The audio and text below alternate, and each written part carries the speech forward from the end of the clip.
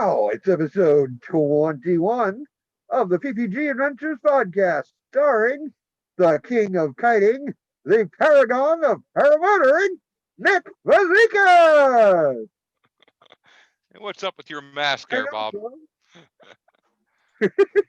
Why not? Anyway. And we also have John late for dinner trim. I was thinking more like John Propbuster trim. So say hello, John. Hello, John. Very good. It's about. How's it going, everybody? Doing good for Not once. too shabby. So, Nick, Hey. I understand you've got some news. I have the newest pilot among our group here staying next to me. Took his maiden flight the night before last. Yay! Ain't it great?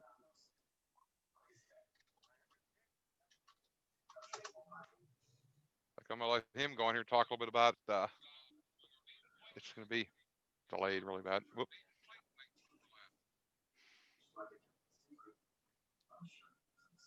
What we could do is I can log in on my other Zoom. We're having audio issues here, Bob. Uh-oh. Well, that doesn't help none.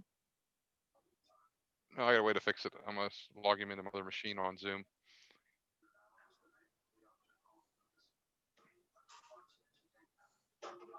You know how it goes when you have one headphone set and Uh-huh. Instead of having a mic set up somewhere. Or I having him can't set set up up a on his mic. own Zoom. I can't set up a mic. That's the problem. I tried to plug it in and it just went haywire on me. So put him on a Zoom.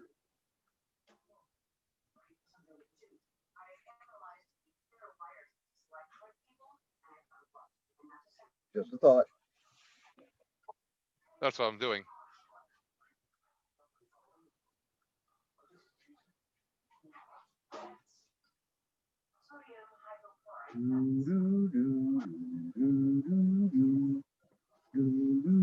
Second here. There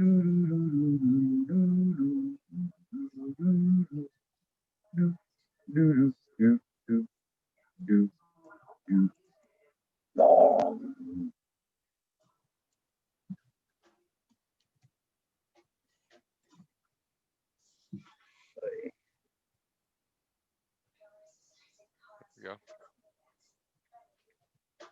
And today's show is sponsored by Blamco Cat Food, where the cat always thinks, why does this stuff always look the same coming out as it did going in? See where he went to here. Okay. Yeah, he's coming. And by Runkey's Big and Tall Uniforms for Henchmen. Ask any discerning dastard, and he'll tell you. If you got a chunky flunky, put him in a Runkey's.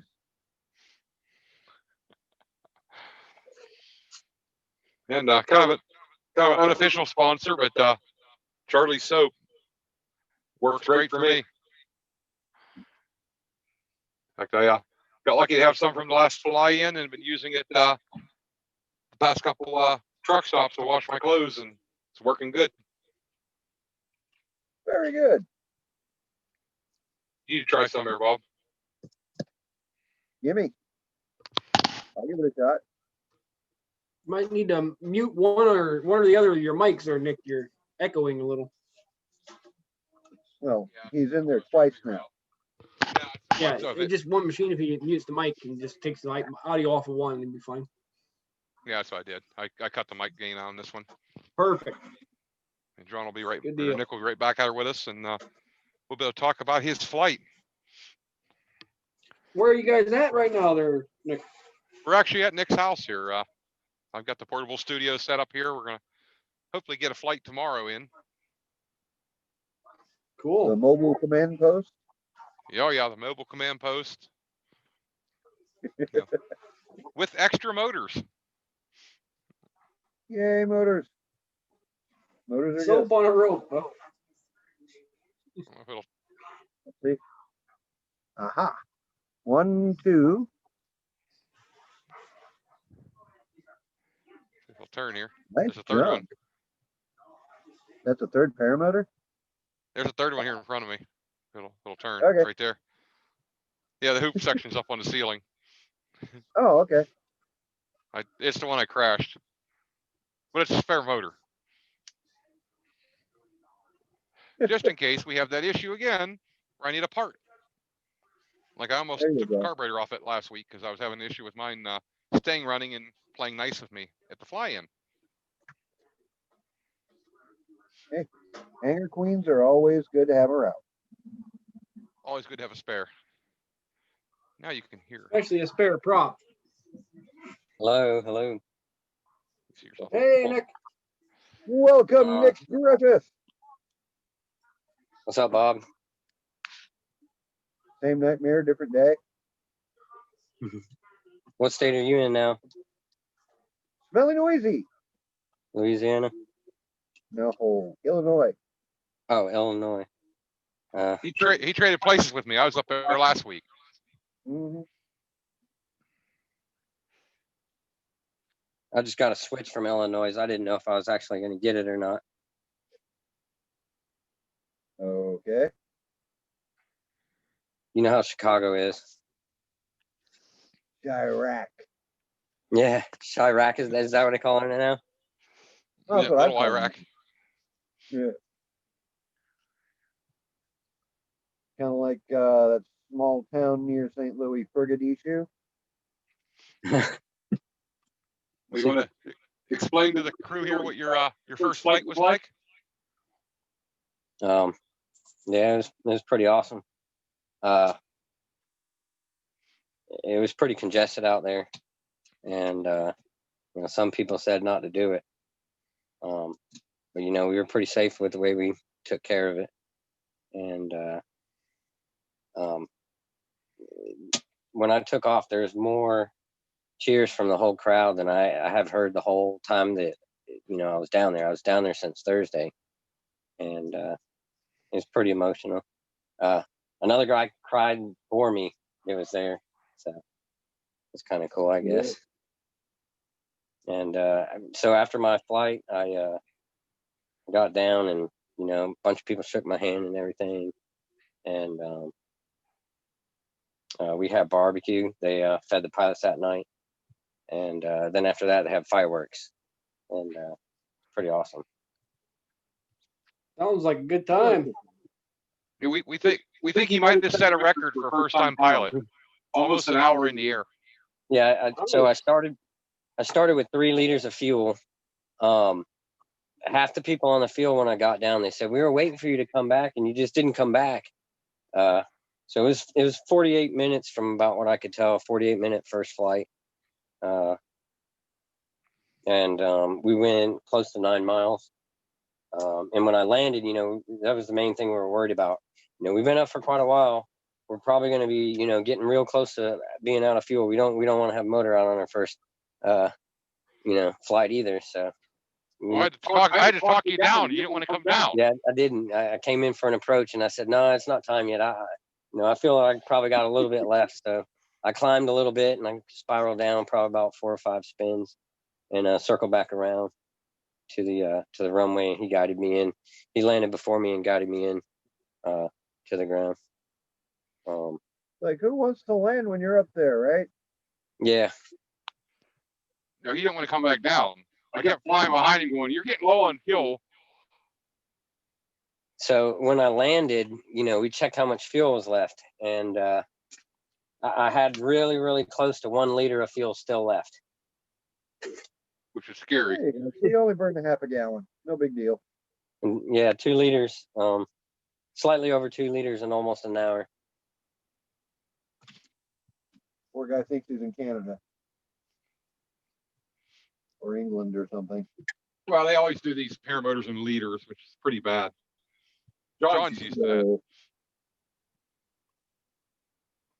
Oh yeah. I buy my gas in liters. Mhm. Yeah, you gotta adapt it over. All the tanks are in liters and on almost every paramotor there is. That's just wrong. So you mix it in liters too? Yeah, I do. I just leave it there. It's easier to just stick with one system and leave it there. You guys want to see? You guys want to see a video of his first flight? Sure. Bring Absolutely. it up, dude. You still have double audio coming over. I think you've got two microphones going. It sounds a little strange when you talk. Yeah, we'll get it. Okay, find Yep. it here. That happens. I haven't seen this yet either, so this will be a first for me. It's over there, Nick. I'm getting it here. Hold on.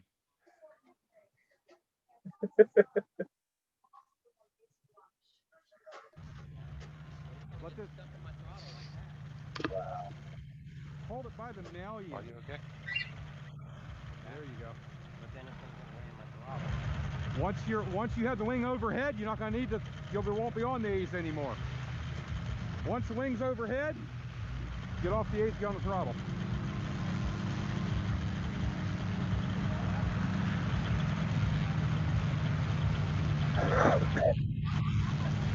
That looks like a Parajet Maverick. Mini plane. Yeah, mini plane, top 80, micro frame. Mm. Yes, the micro mini plane. Pinch it. Okay. There you go. As long as you can hold it.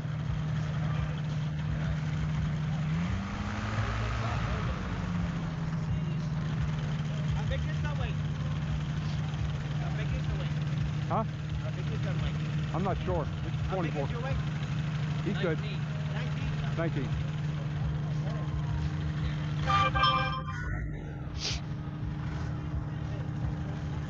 Get a good warm up.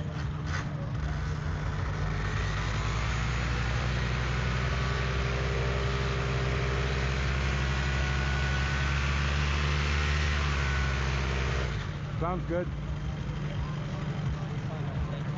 Yep, come forward, find your center. Right there, it looks good. Come forward, hit it hard, hold the ace so she's overhead. Get on the throttle.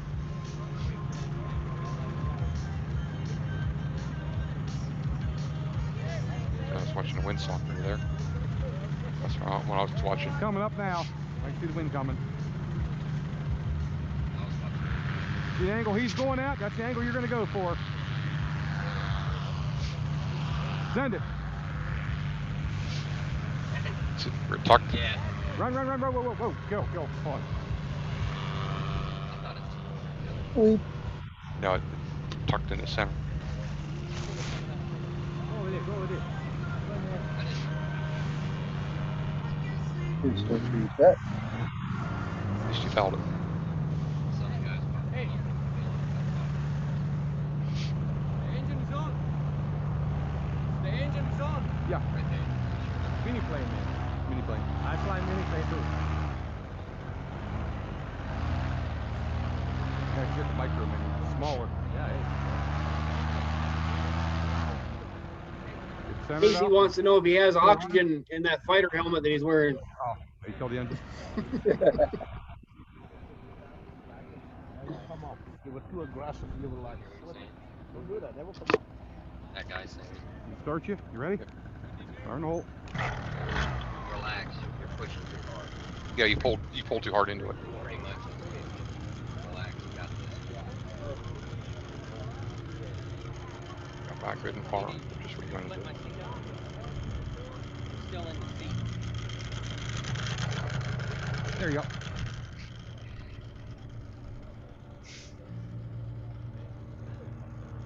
Good, hit it. Wind's up, hit it. Keep going, run. Now lean back, put power on, Power. Dude, full power there, you're in the air. Power, more power. A little bit of brake, almost got it, a little bit of brake. There you go, power. Let off on the brake a little bit. You're in the air. Ease the throttle. Woo! Climb up, let all the brake off. Let the brakes off a little bit. Hands up. So that's it in Hands real up, time. It full took less power. than Hands 6 up, full minutes. power. Let her climb.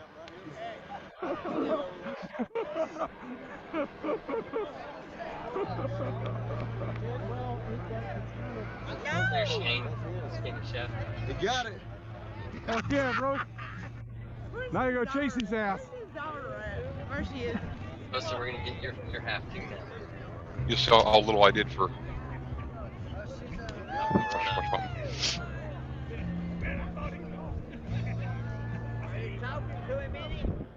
How's it feel? I can hear you.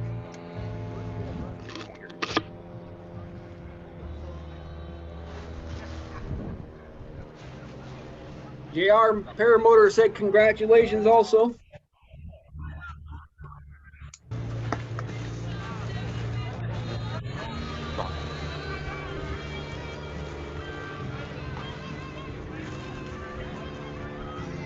That looks like a SEMA Yeah. K2 there. This is the fastest layout I've ever done, John.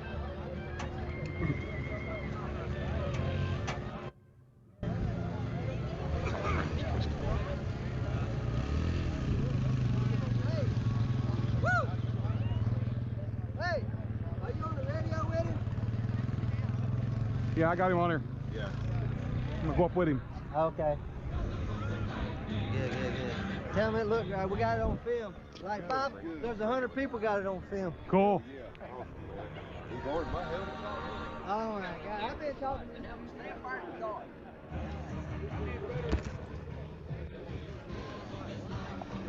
Oh. That's all I hear. I heard that. Heard what, Bob? The old guy noise. How you feeling up there? He's right here. Huh? He's right there. How you feeling up there? You getting anything? Okay, yeah, just throttle down a little bit. Just make sure you're turning into the wind when you throttle down. You won't lose as much altitude. Tell him just minimum input. Minimum input. Yeah. Oh, hell yeah. Do a barrel roll. Yeah. They were cheering when you launched down here, brother.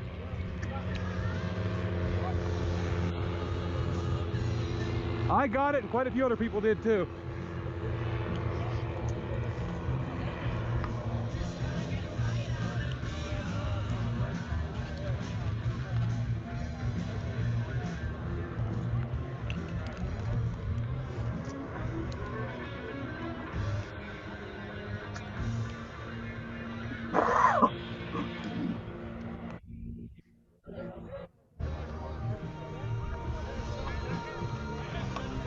Clear front.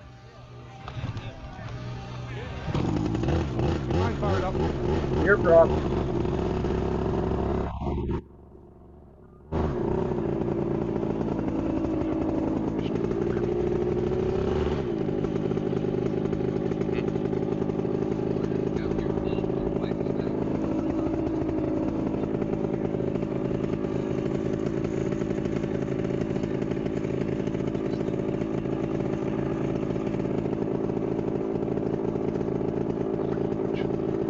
You'll like the launch.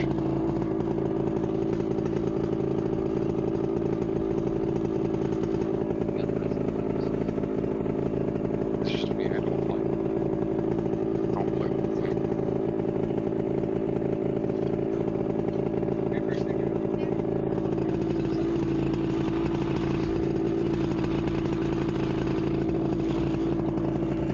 I'm coming to join you. Birthday girl. Come up a little bit sideways. Yeah. Here's how you should have done it.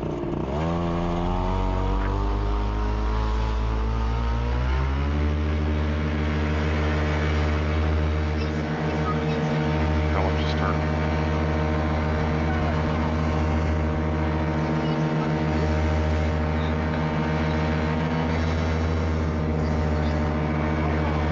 Are they ready to gear up?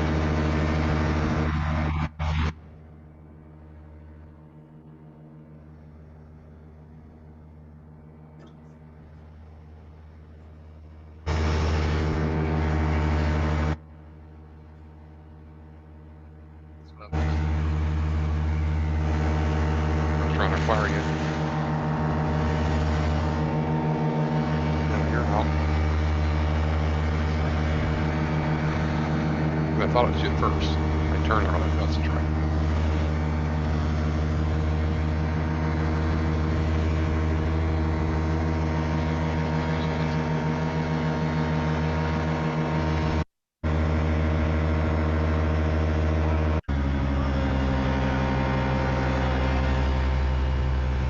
Right, I met up with you.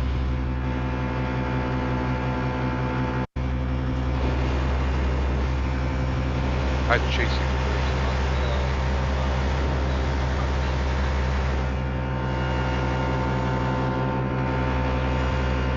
He's flying close.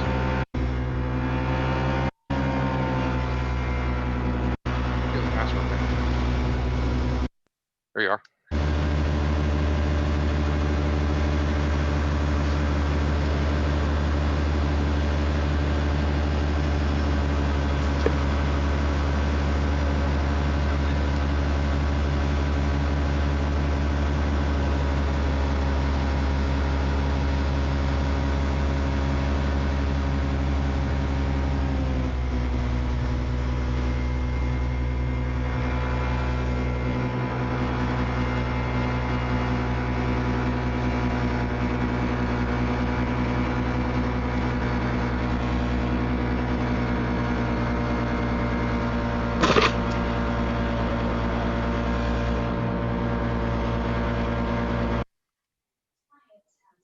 All right, so what do you think, guys? Awesome, awesome. Oh, JR said he's in Columbia, South Carolina. JR Paramotor. Columbia, South Carolina? I wonder how far it's. We're up in Raleigh. I wonder how far it is for him to come up here to us, or we can meet him somewhere. That would be kind of neat to get a second flight in with another group. And have Nick meet up with a new flying buddy, possibly. That'd be cool. Yeah. There ain't nothing like flying buddies. One thing he needs is someone else to fly with. So Those normies, they just don't understand. They just think we're all crazy. Well, we I'll are. tell you, anyone who straps a motor to their ass and runs into the sky has got to be a little bit nuts, you know.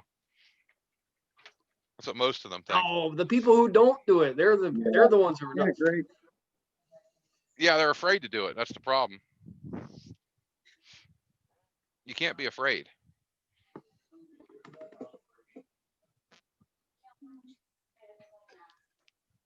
But you can't sit down either, John. Don't start, Nick. What do you mean, don't start? I'll send my Air Force after you, Nick. Your Air Force. Look. What happens when it takes off? Does it crash too? Sometimes. Hey, They she's say never virtual- broken a prop yet. Not I'll tell you yet. that much. At least not that you know of. A thing or two, she said.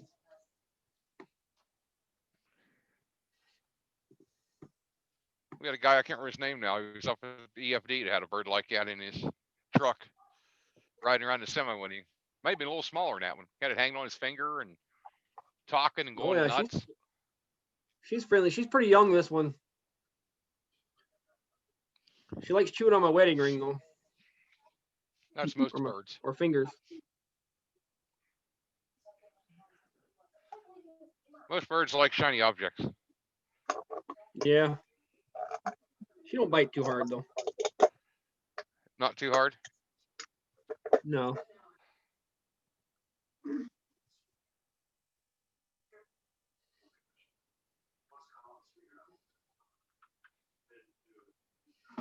Yeah, you want to go back to your house?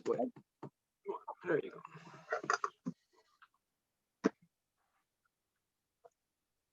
Trying to look in the chat here. I meant to do that, and I'd Nick had to run the house. It's his daughter's birthday today. Oh, He'll be okay. back out with us. Cool, cool. And happy birthday to Nick's daughter. Woohoo! Casey found a ferret. Casey has a ferret for you, Nick. Nick has I'll like take 4 it. of them. He can use another mention or part of the family. I don't know if ferrets would go well in a house full of birds. No, the birds would eat it.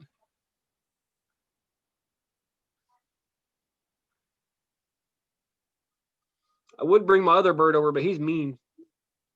Oh, you He's got 2 of sleeping them in right there. now. Yeah, I have a cockatiel. He can talk, but he's sleeping right now. Well, I guess this one's gonna be talking soon. She's just young yet.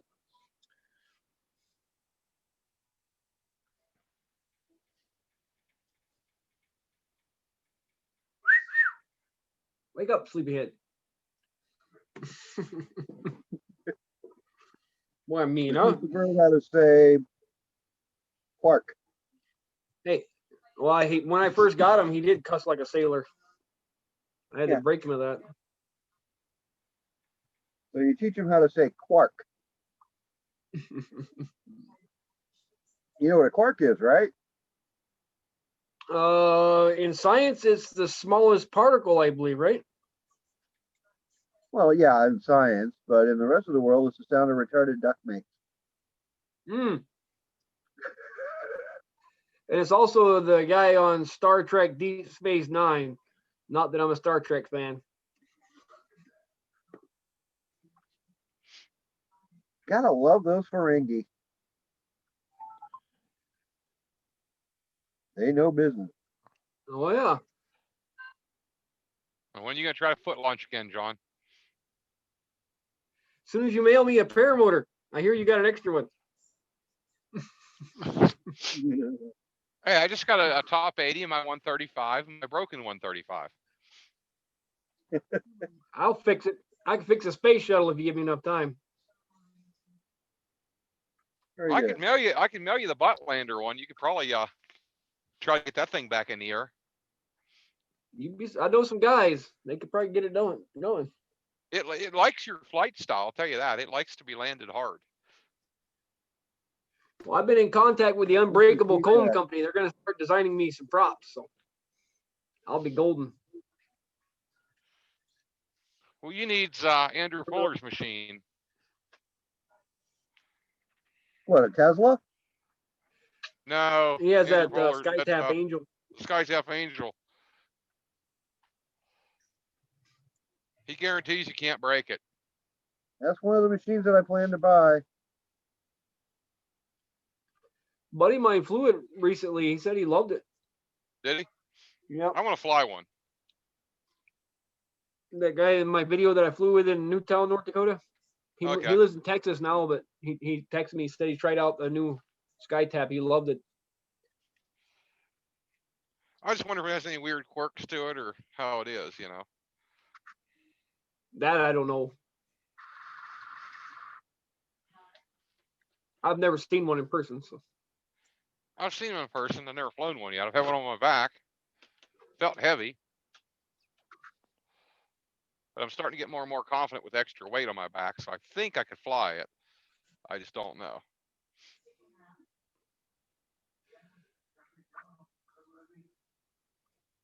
But I'm willing to try it.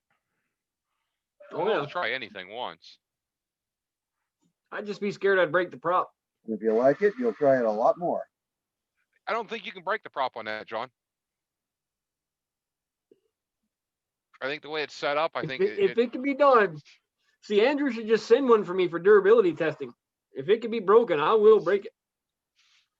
I think you got to send them to a lot of schools for durability testing. That's a great school machine. I mean, you could beat the ever-living crap out of them things and not hurt them. Yep. That's what I like about them.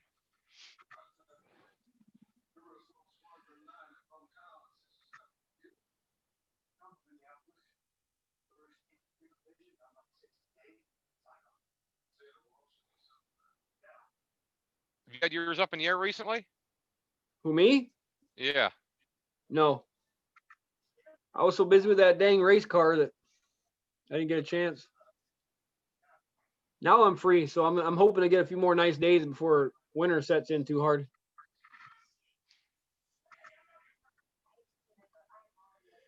Oh, you working on that part of it? On the race car, I gave up. I figure you gave up on that thing. We put all the new parts in it that we could fit in there from the top end. Took it for one dirty ride, and she went up in a ball of flames. Oh, it did go off? It was a glorious ball of flames, but she went up. Yep. What happened? Only made about 7 pounds of boost before it let go. Right before you couldn't even get it running. You have no oil pressure. Well, yeah, that was the reason. We put all new lifters, but we didn't go as deep as the cam. The cam was scratched up bad, but we just figured, well, what the heck, we'll give it a shot. But no. That's what caused it. The cam went out? The cam and lifters, one lifter completely disintegrated. I pulled it out with a press. It was stuck in the lifter hole. Oh. And then I cleaned out as many metal parts as I could find and stuffed new lifters in it and tried it out, but it didn't work. The next engine is going to be built from the ground up at a machine shop, though. This one was just a junkyard engine to play with.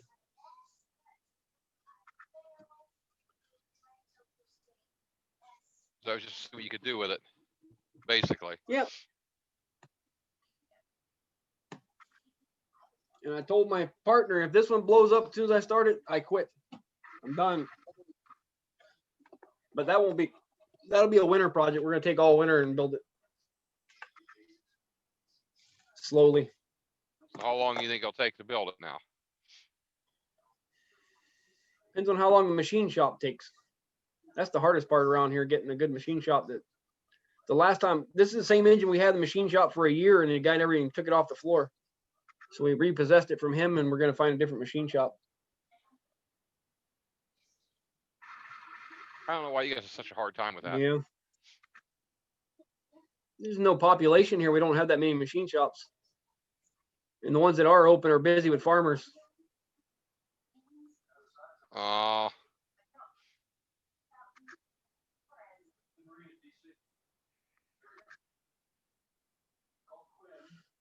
But we found a guy, he specializes in turbo motors. So, hey, there we go, JR.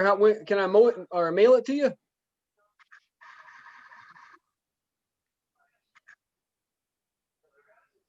I got a buddy now, and Nick, you want to swing by North Dakota and pick up a machine or an engine block for me and drop it off for me? I could probably do that on one of my flights. It'll be stripped down to a bare block pretty much. A couple of boxes of new parts with it. Where I deliver it to, though? JR Paramotor said he's a machinist. Cool. Well, can you machine me a lightweight 7-cylinder radial engine for paramotor? Out of a solid block of aluminum? They get 9-cylinder radial engine. That'd be kind of different. Basically an extremely scaled down Pratt & Whitney 985. That would be cool. I need it bored out and new cam bearings and everything checked and balanced and put back together. Well, I can put it back together, either one.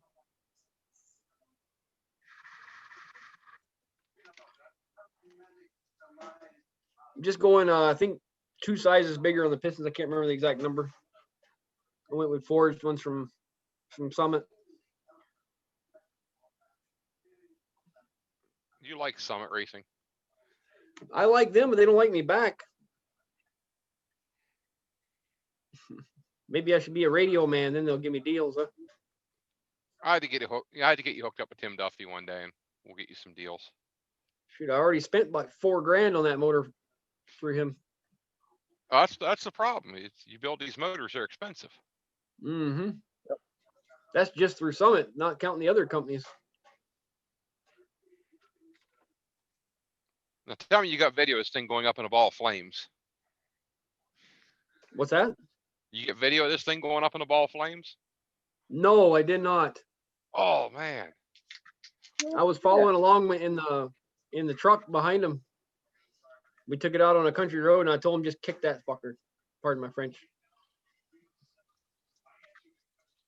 That would have been an awesome YouTube We only got video, one seat in it. It's only got one seat in it, so thank God we had the hood off. That's all I could tell you. Hard to put out.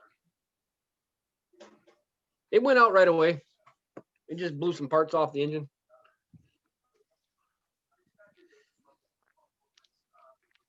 I'm still missing a little bit of arm hair. The only way I could get the lifter out of the bore was to weld a rod onto the end of the lifter. Oh, and I yank had it. the engine all disassembled. Welded a piece of a threaded rod on there, and then I pulled it out with a block and a bolt or a nut. The second I touched that welder to that rod, that freaking motor exploded. Oh, scared the crap out of me. Bunch of gas still down in it. Boom ski. Yeah, it sounded like a shotgun going off when it blew. Surprised it didn't blow the lifter out in your face. I had the welding helmet on. I didn't even see the fire. I heard it, and I noticed half the hair was gone off my arm after. It must have been a pretty good flame. When did you notice you had a problem? When your hand was on fire, or when you heard the noise? Honestly, it happened so fast. There was only a little tiny dot where it had started to weld, and the force of it blew me off. It was just fun. I stuck the welder right back on it, went back at it again. Good welder then. Yeah, that block is no good. No, completely though. Lawn ornament. Yeah, that looks like a pretty good idea. That's usually what happens with a lot of blocks like that. Guys push them too far. Yeah. They scatter, and then they become garage relics. Yep. I'll put it in the pile with my broken props. How are you up to now? 3. Damn. You know, your props, your broken props are making its rounds. Oh yeah. Yeah, it made it clear to I Kansas, think it's St. one of the 3. Louis. I'm counting that one. Oh, you sent it in to get repaired or what? Not yet. I haven't met up with the guy. It's here in the trailer with me. It's sitting right beside me, actually. I can reach for it if you want. I know exactly what it looks like.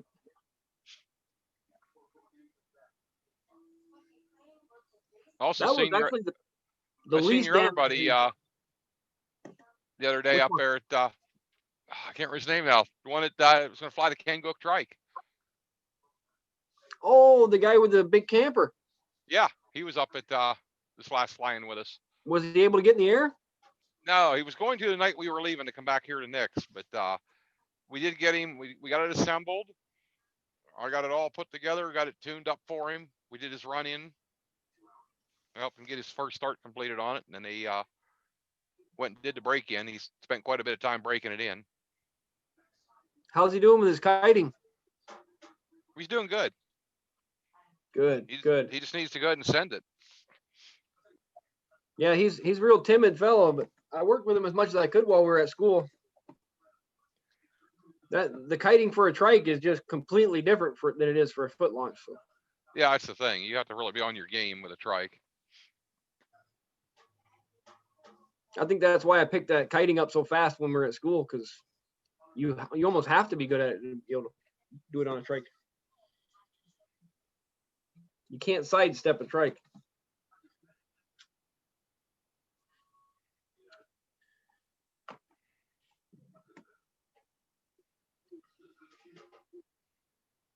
Nice.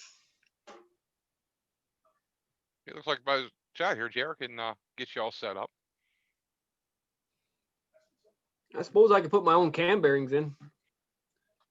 I'm going to go with the one-piece cam bearings on this new motor, those new style.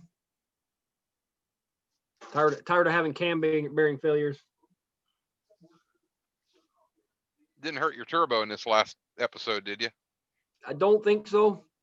I'm going to probably disassemble it and check the oil passages, make sure there's nothing in it. Yeah, I'd wash it out, flush it good. Yep. Yeah, I got all winter, and it's gonna be spotless by the time we fire it up next year.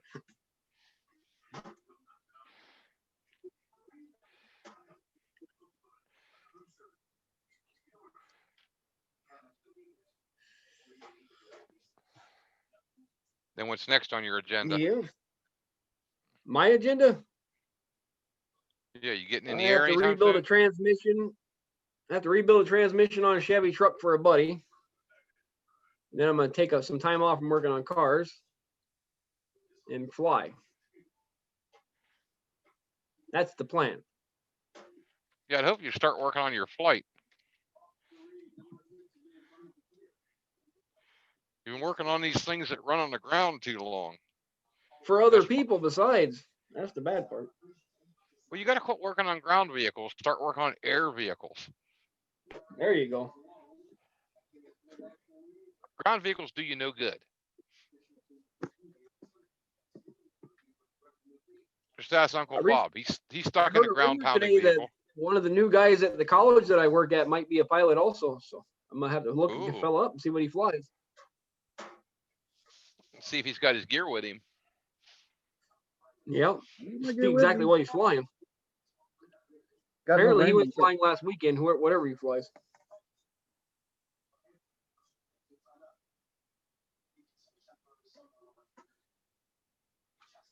It's so hard to meet anybody face to face nowadays because we're socially distanced and stuff, you know. This whole social distance stuff is getting to be ridiculous. Yeah. It's unsafe, I tell you. It keeps good pilots from going and hanging out together. Yeah, thank you, Uncle Bob. Greetings, fellow Infernal Flying Squirrels. Yes, congratulations, Nick Griffiths. Keep it blue side up.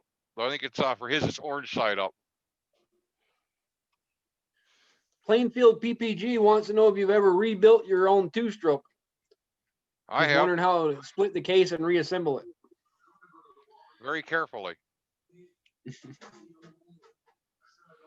Depends on what probably motor should you got. do that. Hey, Rebuild Nick, it. if you rebuild your two-stroke, how many bolts is it acceptable to have left over when you're done? In 7. aviation, none. Now, if you're building a 1,000 horse LS crate motor, having 8 or 10 bolts left over is a good thing. Yep. If you're building a paramotor, it should be none at all.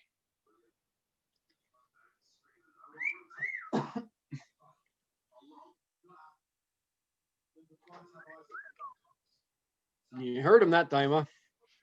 Yep. Yeah, when you rebuild a two-stroke, it's easy. Unbolt it, pull it apart, clean everything up. Make sure you put a little lube on it before you put it back together, re-silicone it, and bolt it back together. Just like building a extra large weed eater. So where do you go to get all the things like replacement bearings and rings and gaskets and stuff? Well, there ain't too many gaskets. Cylinder base gasket and cylinder head gasket. And I learned with my motor, the top 80 at least, you can get a rubber O-ring from the hardware store to make a head gasket. Cool. While I was in Kansas after I blew the head gasket, I had to find a part the next day. I don't know if John was on here last week, but I had my first actual motor out on the first flight of a new motor. That happens. That's old news. I did that on my third flight ever. Yeah, but I did mine over a barren field in Kansas. Hey, So I you didn't break any should tree, I didn't break any props. I just broke tree branches on that one. So you should have come to Kansas, John. It's a perfect place for you to fly.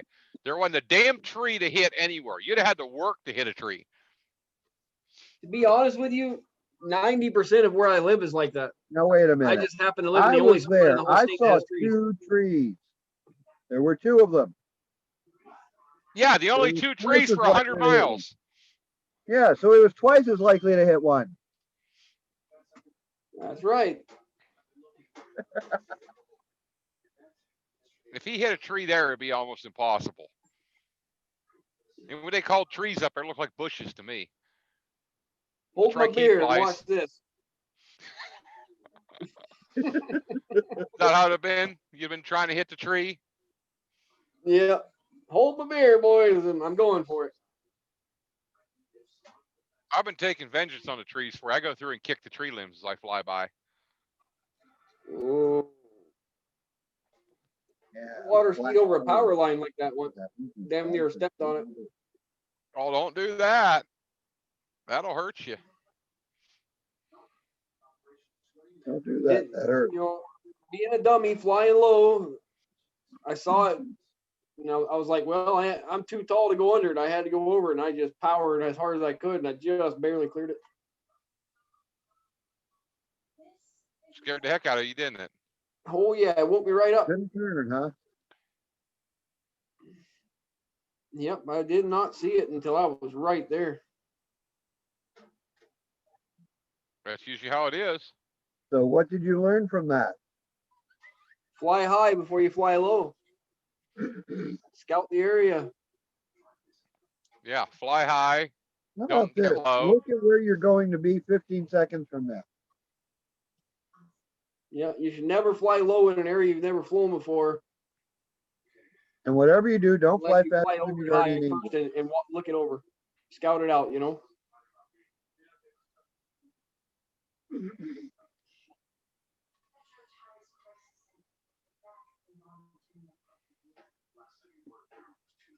Yeah, don't do nothing stupid when you're low. I was cruising maybe 10 feet off the ground, you know, just kind of touristing a little lower than I should have been.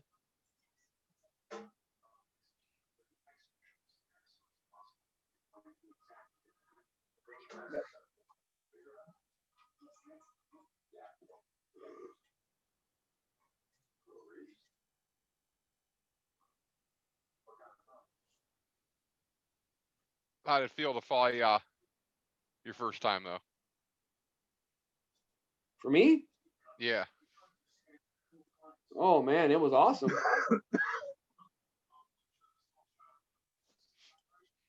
Mistakes were made though. Mistakes were made, props were broken. No, my first flight went smoothly actually. Oh, your first flight was a non-prop incident? Yeah, it was a little, you know, seesawy, you know, but that's kind of be expected. To be honest with you, I was a self-trained pilot at first. I did go to school later, as Nick knows, but I got up in the, you know, I did my pre-flight checks 100 times. I was all nervous about how I held my A's and how, you know, everything was laid out. And I figured I'm ready. I fired up the engine and I pulled it up overhead and I sent it and I'm flying and I go up and I'm making a pattern over my field. The first pattern, I looked down and I realized I had no seatbelt, no leg straps, no nothing on. You hate when that happens. I was just sitting on a seat up in the air. Howdy, Mark.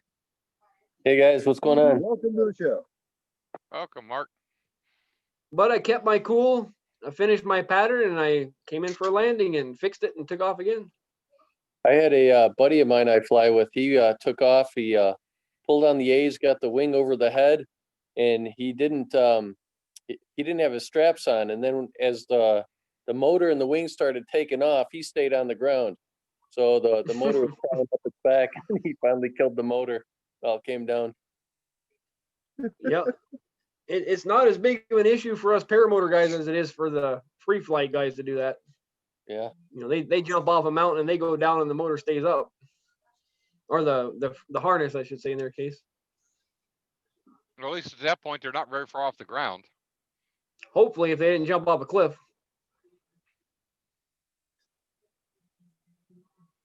That could be really bad. Yep. Yep. That could be bad. But yeah, I fly a trike, so I was just sitting on a chair, so it's kind of a non-event as long as nothing major happened, you know.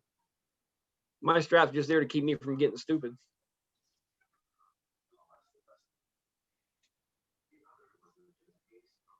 Yeah, you're in a seat, so your strap just keeps you from falling out of your seat in the event of a collision with a tree. Correct. Or when I do a barrel roll or something crazy. No, But a I don't barrel do roll- acrobatics. In a barrel roll, you should not follow your CD for doing it properly. That is a 1G maneuver. Does your username say late for dinner? Yes, my username is late for dinner.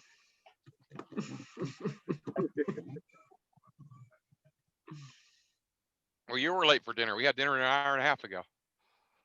I still haven't eaten yet.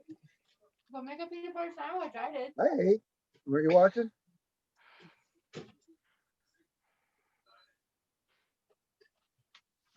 My daughter's looking to get the first ever live YouTube stream of somebody getting child abused. Not on my stream, please. She's 27. I think I can still abuse her, right? I'm 26. Oh, excuse me, 26. Sorry.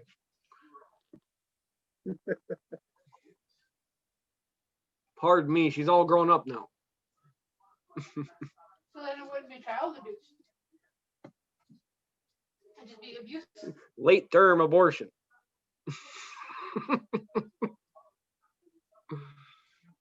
That's wrong. I apologize for that. Could be worse. What? You want to fight? I'll fight with you. Ow! Ow! Ow! So- I'm sorry. I quit. Question. The bird's kicking your butt. Yeah, she beat me up. Guys, Jeez, to split the case on the 2-cycle and assemble it. I actually did split the case on the thing. Reassembly is what I haven't seen before. So after I get the bearings in, you put the bearings on the crankshaft first, or do you put the bearings on the sides of the case and then put the case on the crankshaft? I would say put on a crankshaft first. Here comes JR. He's the machinist, so he can help you out. And then you just put the case and kind of press it in, because I know I was told to put the case halves in the oven to heat them up, and then the bearing is in the freezer. Yep. That's the old school method. Yeah, that's the cheap and easy way when you're at home. But you gotta make sure you keep pressure down on that bearing now, because it's natural for that bearing to push back out. So you gotta keep pressure down on that bearing so it don't press back out, because that heat will just push it back out. It's weird how it works. That's how we. Method. Is there a better method? I mean, well, Dip it in the liquid way- nitrogen. yeah, that's the way we do it at work. We got a heat plate and then we got nitrogen. So Okay. Or get that. I've done a pinch. I've used liquid CO2 out of a jug. Just tip it over and blast CO2 on it for a little bit. Get it yeah, good and cold. you could even use duster, like that computer cleaner. Oh yeah. Clean your keyboard with. You just spray that on there and it actually works too. It all depends on how tight your press fit is. If it's 1 to 2 thou, you're good to go. If it's over that, it's gonna be tight. I think I could use the old school method. I mean, that's the tools I got. I just wasn't sure. I've never seen anyone reassemble them, and I didn't know if I put the bearings in the case first or the crankshaft, and then I didn't know if there was any special way to bring the crankcase together, if I was limited by time, or because one's hot, one's cold, and I just didn't want to screw it up. When you pull it apart, you're gonna see exactly how you need to put it back together. That one bearing's gonna be stuck on your case, and that's the bearing you're gonna have to pull out and reassemble right back in. Okay. It's pretty. I mean, if you ever took anything apart and put it back together motor wise, it's pretty easy. I mean, 2-stroke's the easiest motor really to deal with. So I'm overthinking this really. Just get the bearings in there, make sure they're seated, and then just kind of somehow reassemble them. And I'm assuming I'll have to tap it together, because if I have the bearings in the crankcase half, it's going to have to be tapped onto the crankshaft as I put the 2 case pieces together. Right. Exactly. Because you're gonna have to pull it apart. All right, I guess I was overthinking it then. Yeah, dig into it. That's what I always done. I've been doing it since I was like 15. You know, my uncle taught me pretty much how to start doing it. And I always wondered where these parts came from for years, you know. And I'm a high school dropout, you know. So, anyways, I moved down south, ended up, you know, scoring top 5 in GED, ended up going to the Machine Tools Technology Center. And I walked in, and the guy's like, come over here, check out this mill. And I walked over there. He's like, this is for my 1942 Plymouth. He's like, it's a door handle. You can't buy them. I said, what? There is no way you are sitting there making a door handle for your car. And I opened it, and sure enough, it was a door handle. He said, that's not even the best part. He's like, come on over here. I went over there, and he was actually machining the hood emblem. It was a Plymouth, or the Mayflower ship, what it was. I said, unbelievable. This is what I want to do. I said, You got books automatically, huh? so I reverse engineer pretty much anything, and just make it now. So it went from taking stuff apart to actually making everything that you see, you know. That's pretty what neat. I do here. I collect and restore antique engines, old hit and miss engines, and you can't buy parts for them anymore. So I have to take old parts, weld them back together, grind them down, and then I pour them in, put them in sand and pour new castings, and then I know. remachine the part. I was telling a buddy about you the other day because, you know, I'm originally from upstate New York, and there's a lot of that up there, you know, up towards Pennsylvania and all that. And I ain't never seen one, but have you seen a hit and miss motor connected to an old ice cream machine? Yes, I've actually restored about 70 plus engines that are used for country freezer ice cream machines. They actually sell them as a business. There's a place up in Dover, Ohio, that they buy mainly John Deere engines, have me restore them, and they build the wood cart and they build the ice cream freezer barrels. Yeah, that's crazy. My buddy's looking for one. Like I said, he's in upstate New York. He's been looking for one for probably like 5 years now. Is what he's Dude, got right now. Hit me up with an email. I'll actually hook you up with the guy that actually makes the freezer barrels, the wood tubs, Oh, everything. that is awesome. Yeah, Yeah, I was telling him about you. I'm like, man, next time I get the chance to ask him, I'm gonna ask him because those hit and miss motors. I mean, every time I see a tractor show, you don't see many of them down here in South Carolina, but every time I see a tractor show listed somewhere, I'm going. And you always see, you know, one or two of them, and that's it. But it still brings back old memories of all the old, you know, county fairs back at home with all of them. It's like usually this time of year, I do about 10 to 12 shows a year. Usually this time of year, that's all I'm doing is engine show after engine show every weekend. Yeah, But, that's neat stuff, man.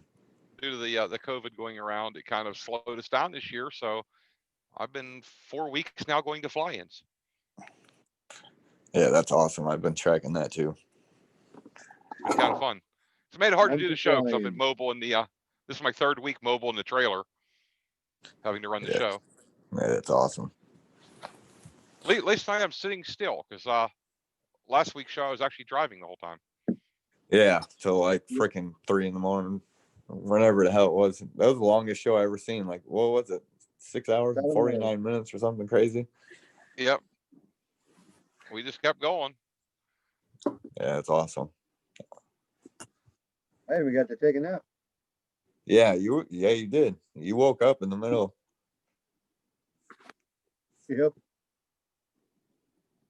Not to change your subject, but there's my crankcakes half. There you go. Pretty. Oh, so you already got it all apart. You ready to go? All right. Well, I guess my next attempt is to put it all together. If it's not rocket science, I just didn't want to. I just never, like I said, saw anyone assemble it, so I didn't want to screw it up. There's plenty of. What motor is it? This is a Melosi one. I think it's a 172 or a 180. It was actually made by Parajet for a couple of years, and I think they copied. Is it Black Devil or something like that? The Black Devil 172, and I think they called it the 180. I have no idea. But Parajet only used it for a couple of years, and they discontinued it, and they started going with the Monster.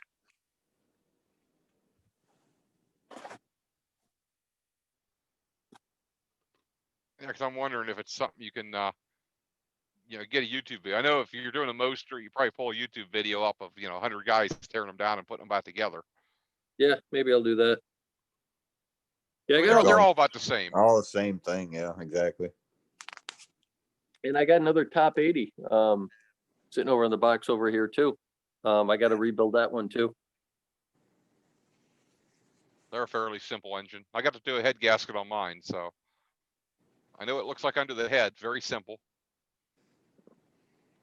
And keep everything clean. That's another thing, you know.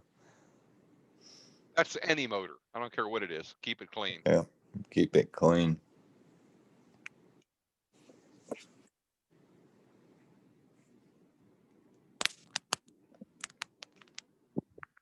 Cool. I guess I got something to keep me busy for the next week or so. Where are you located? I'm in Illinois as well as I think, was it Uncle Bob said he was out here? No, I you're was out lazy. there. I was out there week before last up at Keith's place flying out in Pierre, Illinois. All right. Yeah, I'm out in Plainfield. Gotcha. I'm in Ina. And Pete's working tonight. Normally he jumps on there when I see you guys out there. I'll tell him about it. He jumps on. And he doesn't live too far from me. Let me guess, he's up flying somewhere tonight. Yep, he's in the jet today. I think he had three places to fly people to, and then he was off. Here's the Parajet. It's that little tiny one. Actually, it's a big one. It's the V2. It's the heavy one. Okay, it's not that little that micro one they built for a while. No, this is the macro. I know which ones you're talking about. Yeah, this is the big brother of that little one. Okay. I got to play with a Fly Products LAF while I was up at EFD, and literally I could put the thing on, lay my hands around, and reach around the back of the cage and touch the prop. It was so small. Yeah. I was like, that's just crazy, but it felt right on your back. It was so small. Yeah, standing next to this one, I'd say it's got to be close to 5 feet tall. Almost. So it's pretty good size cage then. Yeah, I don't have a measuring tape, otherwise I'd want to measure it. What's it swinging, like a 130 prop? It's got the 3-blade one. I don't know if you see it right there. I don't know what size it is. I'd have to measure it. Hey, John, put a cork in your bird. There's an E-prop too. Oh, it's an E-prop. No, that's the one I bought for my top 80, but it's too big. Someone told me it was a 130, and stupid me didn't measure my own. So I got a 130, and I actually needed a 125. So I still have it. Wonder if I could run a 130 on mine. Yeah, what I'm thinking of doing, since I like that top 80 so much, is rebuilding the top 80 and putting the top 80 on this Parajet frame with the 130 E-prop. That'd be interesting. So it's a heavier machine, but I think it'll work.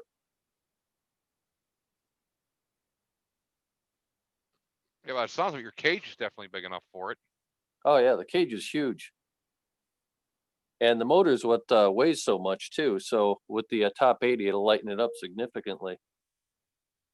So you probably have about the same power to weight ratio at that point. If you're lightening it up, and you're losing a little bit of power.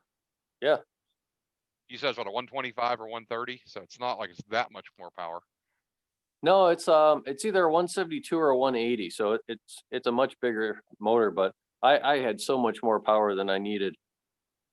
And when I stepped down to this top 80 that I've got, a different one, I've got just enough power to do what I want to do, and it's so damn efficient. I don't burn any gas, and I've been liking it, so I haven't been motivated to rebuild this thing. That's what Nick found out this week. We went at his first flight because we were up for almost an hour, and he only burnt 2 liters of fuel, which was Nice. amazing. Yeah. He had me worried. He took off with 3 liters.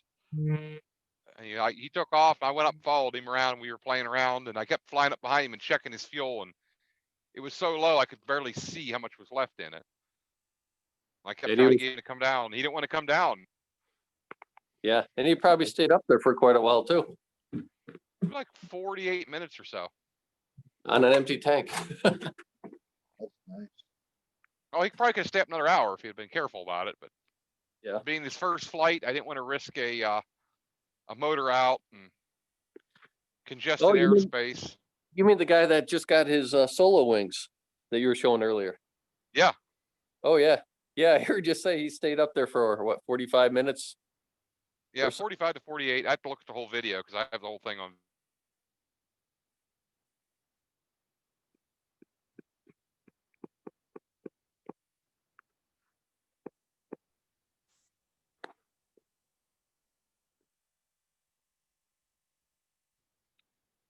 I lost my audio there for a second. Whoa. Yeah, he'll We never should be- forget his first flight. I'll tell you that. I remember mine.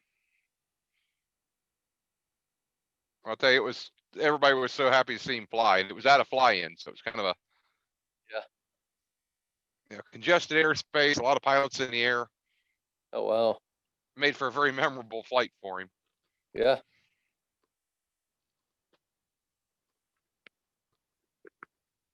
But the conditions were great. Low wind, not a lot of turbulence up there.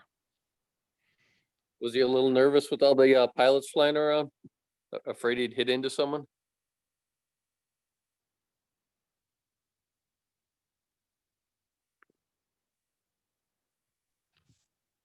Oh, keep dropping my internet here. He was a little nervous, but he did good.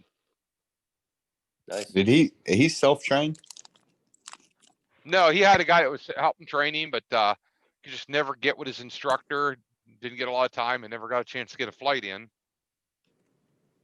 And a couple weeks ago, he was up in Pennsylvania with me at another event, and we were kiting up there, and it was just too tight of a area for a first flight. Oh, so that But is that your he had his own gear? Or is that your gear?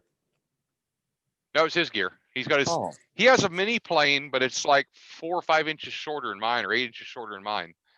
oh, It's awesome. a micro mini plane. It's cut down. Yeah, that's awesome. Good for him. What kind of mini plane do you have? Do you have the ones with the swing arms, or is it the stationary J-bars? Mine's a swing arm, and I have the newest swing arm setup, the real deep dish ones. Okay, yeah. Now his was the fixed J bars, which was another thing that was leery about helping him with because I'm not really familiar with that setup. Yeah, I've got a Sky Cruiser with the J-bars, with the top 80. And that was a switch for me because I was used to the swing arms. I actually prefer the swing arms, but I got this one at a good deal, so no complaints. That's what I told him after he gets a few flights in and gets, where he's making consistent good landings, I might let him try mine and just let him feel what it's like to have the swing arms versus the J bar.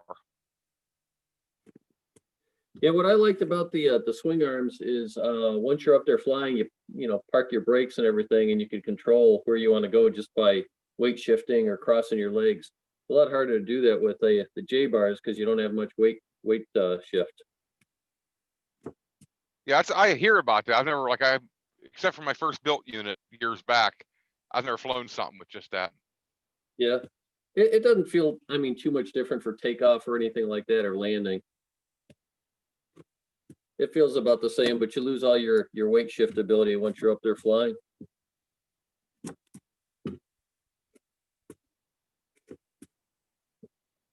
What are you cooking for dinner over there?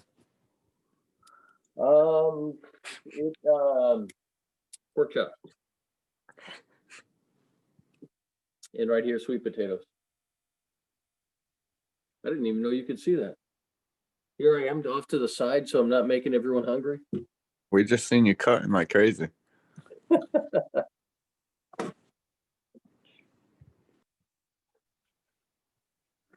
Yeah, he's trying to make us all hungry.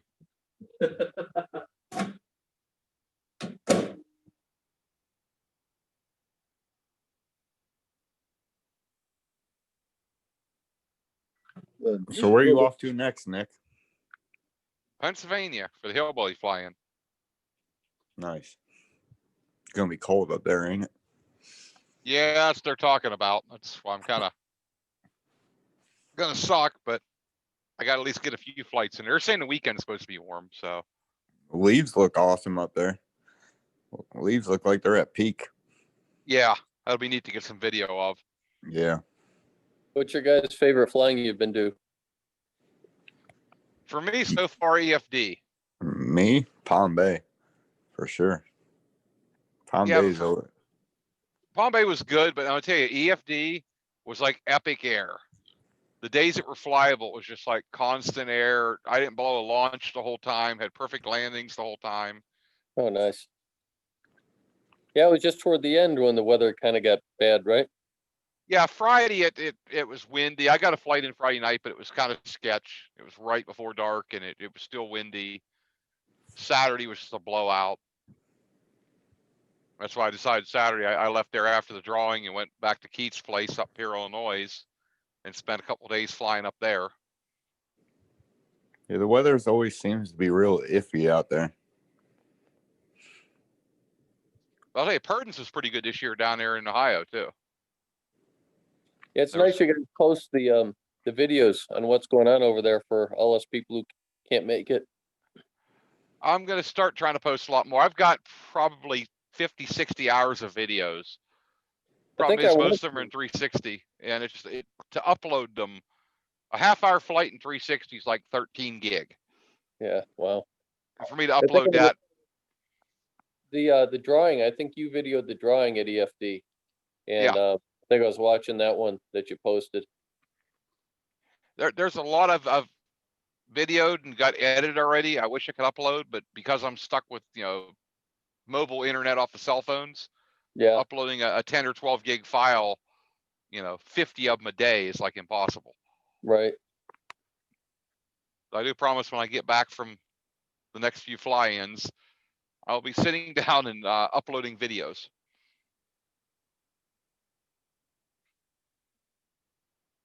In fact, I actually have enough videos to release a new one every day for the next 4 or 5 months. Oh, geez. Biggest What thing kind is of- What kind of 360 camera do you have? I run the GoPro Max 360 on my head. I run a Samsung 360 on a chest mount and another Samsung 360 on the roof of my truck. Oh, geez. So before I take off, I put the 360 on the roof of the truck. Right about the time everybody starts taking off, I let it run for 3 to 4 hours. And like I did at Palm Bay, I made like a 3-hour video and just threw it up there. And you can sit there and scroll through it and see if you can find yourself in the air. Oh, you mean you just let it the whole thing unedited raw and people can Yep. just scan through it? Yep, I just put the whole 360 video up. I'd let a 3-hour video like it takes about 2 days for it to stitch together, and then I edit a little bit of the garbage out of it. Ends up being an hour and a half, 2-hour video, and I just upload it and let people watch it. I must have missed that one. I try to catch them all that you put out there. Yeah, there's quite a few of them there. I'm actually going to start making like folders on my channel for each fly-in and throwing all the videos up. Oh, that'll be nice. I upload a little bit of stuff from Purdon's, but I still got more of that I need to get uploaded and released. I might try to get some next day or two while I'm here at Nick's. I can use his internet, I guess, and throw a little bit of teasers out there. You guys go to that circus one, I think. Was it in Arizona, I want to say? No, I didn't get to go to that one. Next year, I think I'm going to do it though.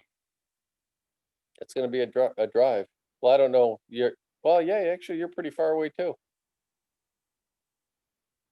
Yeah, I'm clear up in Ohio, so. Yeah, that's a drive for you. That's further than me. I think it'd take 2 days for me to get there. Probably take. I could do it. I could do it in a day and a half, 2 days, but I'll probably do it in like 4 or 5 days. Because I kind of want to try to fly every state I can. So if I could set it up so I get into one state, fly it in the morning, then get to a next state, do an evening flight, the next day do a morning flight in another state. Yeah, that'd be a heck of a video to post out there. Yeah, I'm trying to figure out how I could do that and actually be able to post them without having to stay at hotels every night. Yeah. How many flights or how many states you got now, Nick? Oh, I lost track. Like eight or nine so far. I'm stuck to 2. I actually stopped after leaving Illinois on the way to this last fly-in. I stopped in Nashville, just on the side of the highway. I seen a big field there. I pulled over, pulled the gear out real quick, and took a 15-minute flight. Where else in Illinois were you? I was up in Pierre, Illinois, up there with Keith. Nowhere near Chicago, though, huh? I don't have enough guns on me to go near Chicago. Yeah, can't argue that.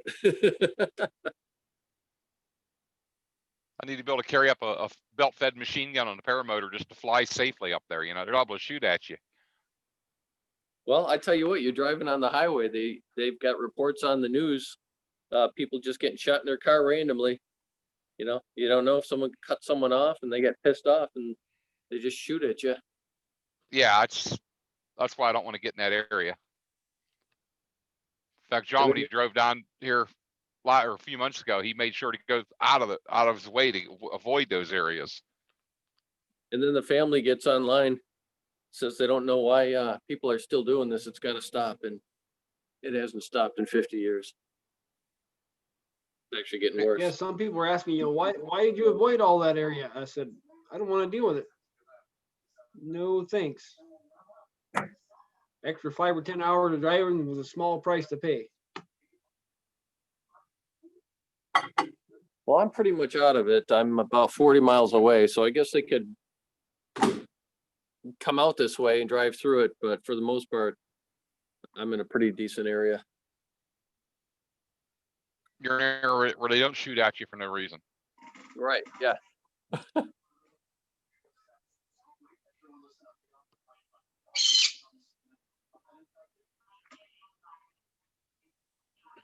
I'm sure I'm gonna have to get up in that area one day and fly, because once I fly all the states, then I got to fly all the big cities.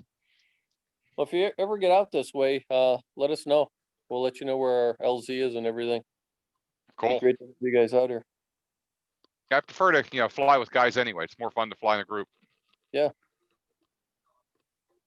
I'm kind of looking to, in the next year or two, start doing a little tour, Take a month or two every year and just hit a bunch of fly-ins, a bunch of different areas.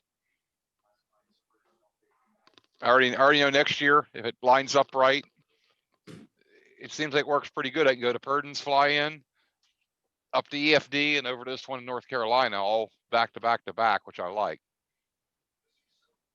So I'm hoping they keep it the same so I can just make the round. Yeah, I'd like to go to a fly-in where it's still warm out. I don't like flying when it starts getting cold. I fly year-round and everything, but my favorite flying's when I'm in a t-shirt and shorts, just cruising around. Have y'all ever flew Bad Apples? I haven't made that one yet. I was going to go this year, then they canceled it. That's unbelievable, man. I didn't get to fly there, I'm self-trained, so I just went there to learn, bring my wing and all. But man, you go out there, barefoot, and it's just like golf course, the whole place. It's unbelievable. Yeah, I heard it's like super nice grass out there. Yeah, it's crazy. They got the pond and everything there. It's a real nice facility. Yeah, I'm gonna go that one and Palm Bay this year for sure. We fly off of a sod farm occasionally too over here, and yeah, it is just so nice having that. No ruts in the ground, no holes, no nothing. Yeah, definitely.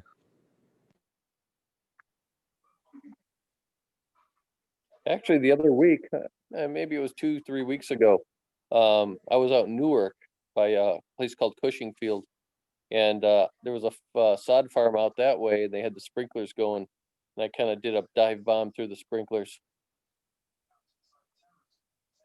Oh, that'd be kind of different. Yeah, I got it out there on my channel. How wet was it? I didn't go down into the water. I went pretty close to getting in the water, but when you got the GoPro on, the GoPro makes it seem like you're 100 feet off of it. Yeah, that's the one thing I don't like with the GoPro, but Yeah. I do like with the Samsung 360 cam I wear on my chest. That thing gives you a lot different perspective, especially being low like that. Is it because of it's a Samsung brand, they don't have as wide of a lens?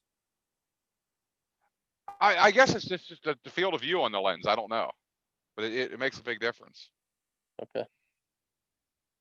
Yeah, the GoPro's got too wide of an angle for me.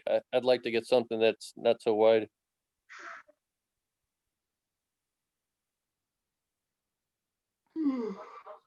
Yeah, I tell you that really for the money, the 360 cam's a bargain right now. What do you say right now? Well, they just pretty much like discontinued them last year. The place that have them, you can pick them up for like 130, 140 bucks. Oh, where at? I didn't know they discontinued them. As far as I know, they did. I haven't seen them for sale anywhere except for like online, but you can find them dirt cheap. Oh, I'll have to look. Yeah, Yeah, I never. look up the Samsung Gear 360 camera. I've seen them as low as like 130 bucks. I never bought one because they were so expensive. I didn't think I'd actually use it that much. Yeah, their software is a little funky to use because it's third-party software Samsung had made by someone else. It's a little touchy to use. Like you have to let it stitch. So a half-hour video could take 2-3 hours for it to stitch it, and then you can edit it, and then of course you output it. But it's really easy to work with. I'll look it up. The GoPro 360. I have the Max. I don't even use it in 360 format half the time because it just drives me nuts trying to edit it. What about the Insta 360? The what? The Insta 360 camera. Have you heard of that one? Yeah, I've never played with it yet.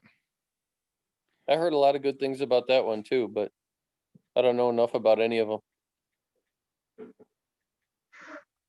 It all sounds complicated. I just stick to my Hero 7 and I just keep it in, what was it, 2.7 with 60 frames per minute or whatever it is, or second or whatever, and just upload it right with my iPad. And within, I go to bed after I upload the flight. When I wake up in the morning, I just post it to YouTube or edit it on the GoPro app real fast and done. That's what I do. Yeah, I play with the GoPro app a little bit on my tablet, but I'm using Android. I don't like how it acts on Android. I'd rather go into Adobe Premiere and do my editing and make it look really cool. Yeah, see, I'm not all about the real cool views and all that. I just do it so on rainy days I go back. I only got 14 flights, flew 3 states so far. I only got like 10 hours of flight time. That's about it so far. Oh, you only got 10 hours of flight time? Yeah, that's about it. I flew Florida, South Carolina, and New York.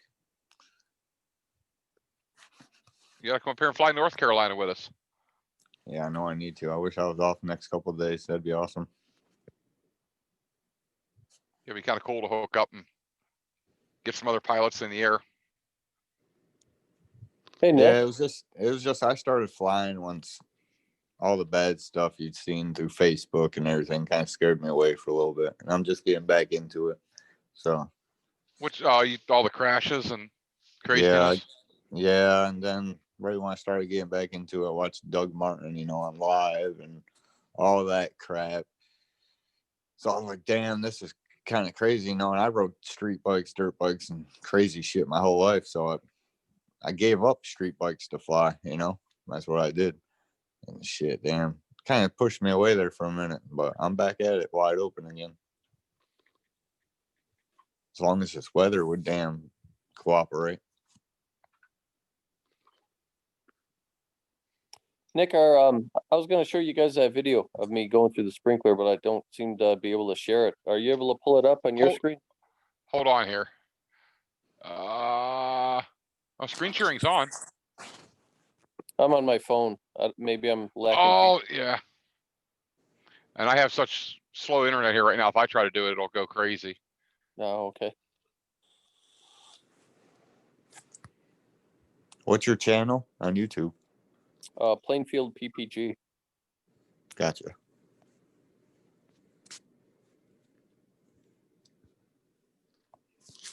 Yeah, there's a video called Learning to Fly, and if you go to the 3-minute mark, that's when I started going through these sprinklers.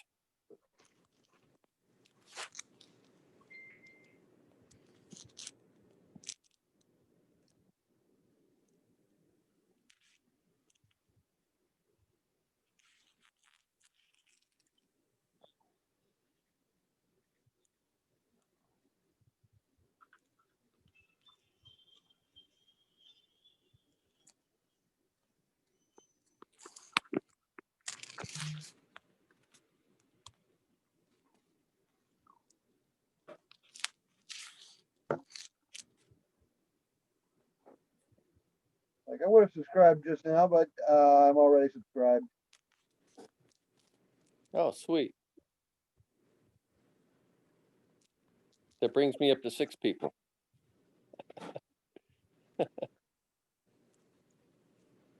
There you go. So You're almost subscribe to mine, Crazy Uncle Bob. you're almost winning a an award there. I can't figure out how to share it, but that's neat. That's awesome. Oh, did you see that 3-minute Yeah. mark? Yeah, that's awesome. Yeah, it was a lot of fun.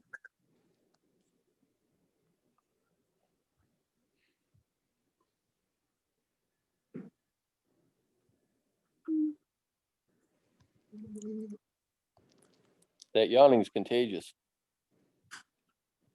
Yeah, that's what happens when you're everybody gets tired. They've been running around all day, and I'm actually sitting in a nice warm trailer for once. I'll tell you, it's been nice during the day, but it's been getting a little chilly at night. You're in a trailer right now? Yeah, I'm in my my paracamper. Oh, okay. I didn't know that. I thought you were in a garage or something. No, this is it's a mobile garage. I can, Very cool.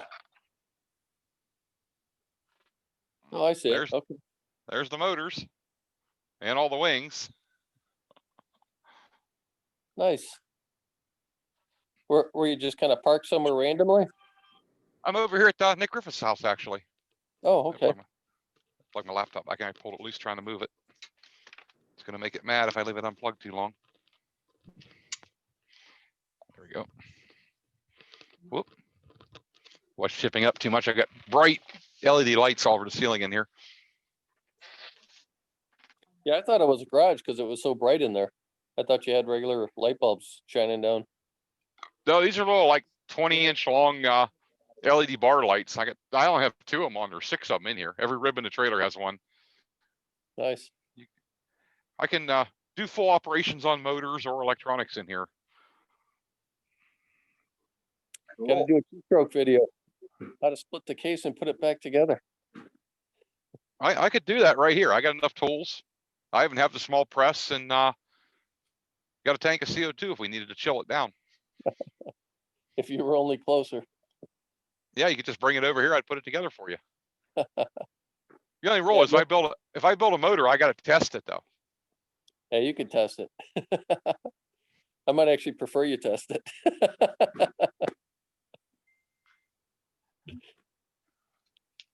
James Sutherland likes your shirt, Nick.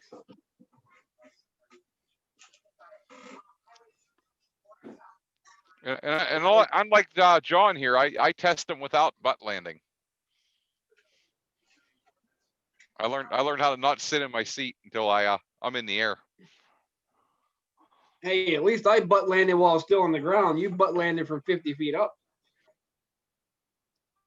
Yeah, but I made it good.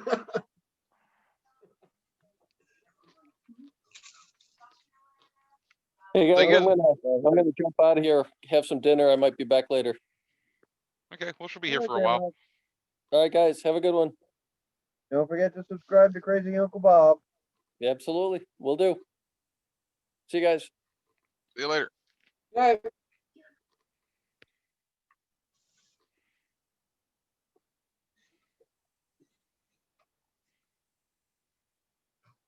I butt land every time though, Nick, on my trike.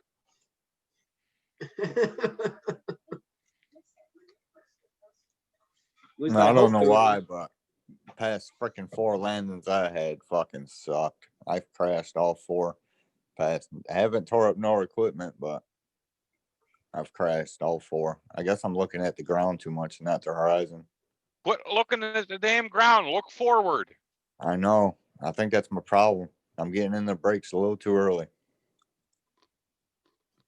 Just start getting in the brakes a little bit. Let it level off. You'll feel yourself when you feel your foot touch the ground, then bury the brakes.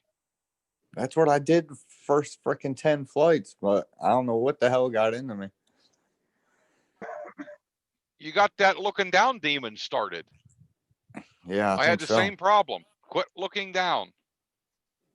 I'll tell you what would help me. I come in, I start getting on the brakes, and when I'm about 2 foot off the ground, if I start feeling myself sinking too much or losing too much airspeed, I just apply a little bit of power.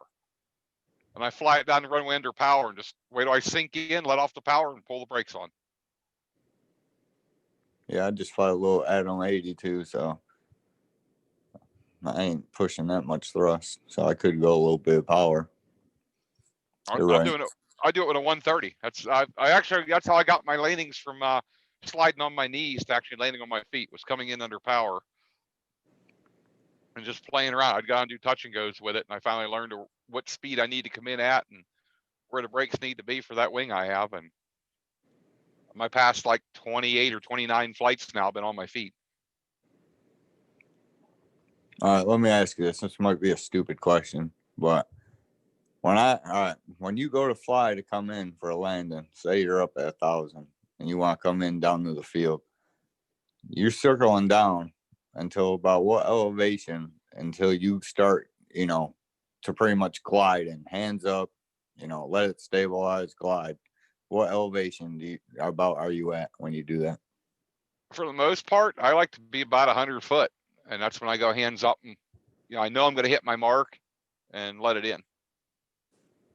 See, that's another way I'm really messing up. See, I'm getting up to like 300 foot. I'm getting like, way back from the damn LZ, and I'm gliding in and I'm coming in super hot, Are you coming in with the wind or against the wind? I'm coming in, right into the wind, same way as I took off. I'm watching the windsock, that's what first thing I do. I circle around, look down at the LZ before I land, because I fucked up one time before by not looking at that windsock coming in. So I always go back by that windsock before I go land. I like to come in at 100 foot if it's possible and just fly down the field past the windsock and feel what it feels like, or even at 50 foot. See what it feels like. If I like it, I'll apply a little bit of power, make a turn, orbit around, and come in for the landing. Gotcha. Generally, when I'm up for an hour and a half at times. So the winds usually change, conditions change before I got to land. So I come in and make a low pass first, kind of like a practice pass, feel what it feels like. If there's any bumps or burbles, I'll feel that. Then I'll turn around and immediately come in and land.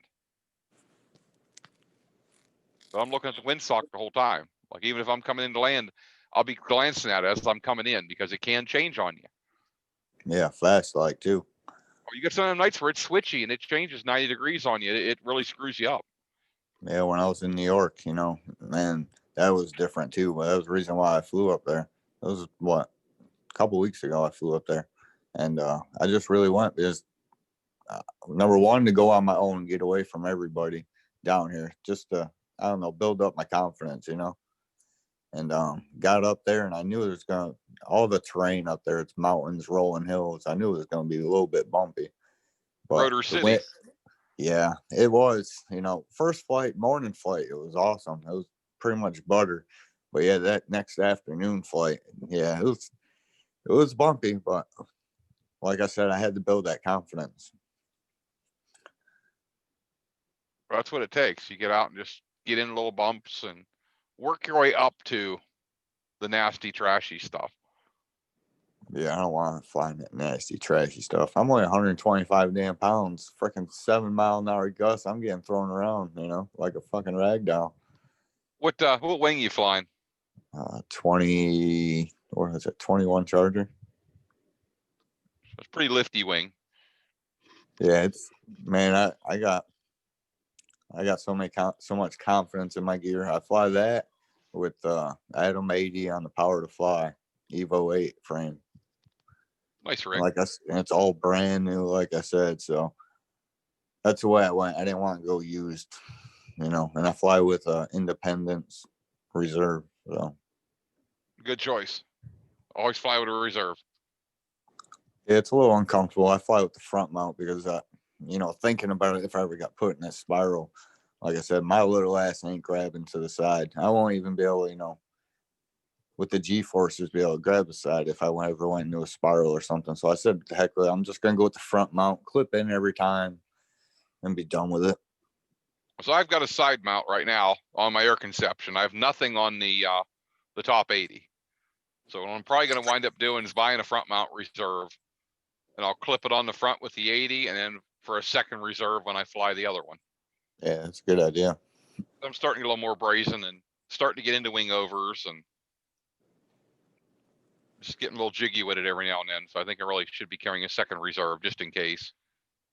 I do like the front mount too, because I used to wear, one of those vests to keep my phone and everything in. But now that you got that, what do they call them? Little dashboard there.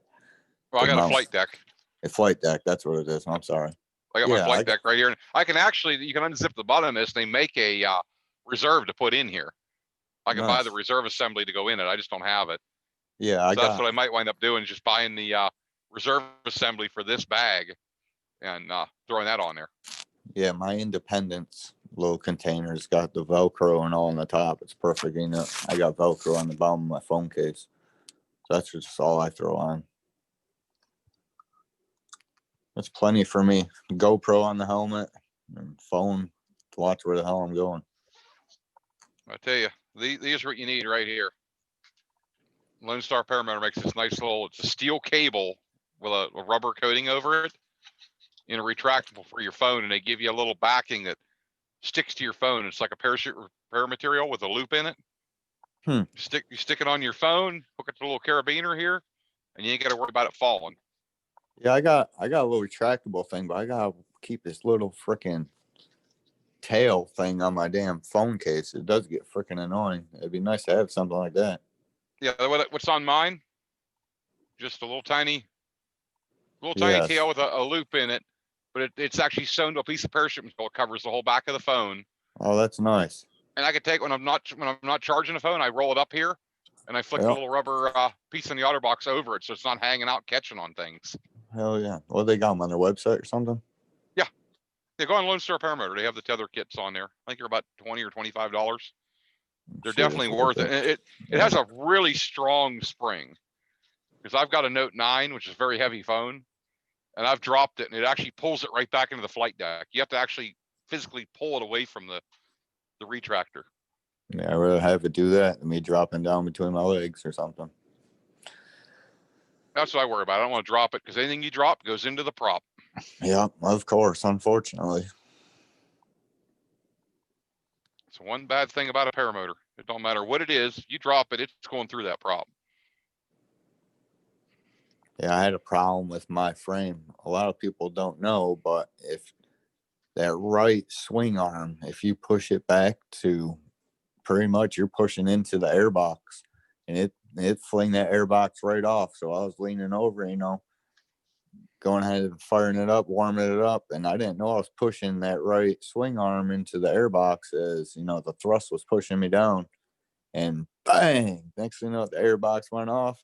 I said, "You got to be kidding me! What's going on here?" And put the airbox on, still couldn't figure out why the airbox was pretty much pushing off. And sure enough, it's the swing arm hitting the airbox. And just the way that frame is made. Yep.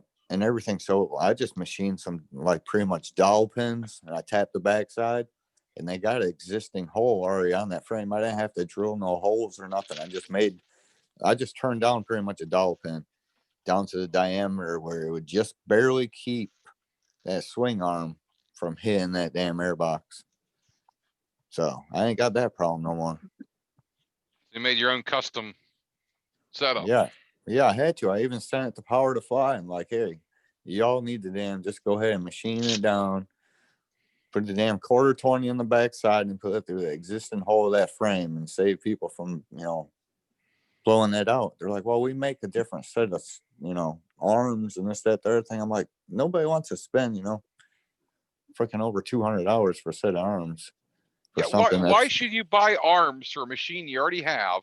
Exactly. When they can just fix it right the first time. It's just a whole money thing. Everything's expensive in the sport. Someone can make an extra couple more dollars, they're going to.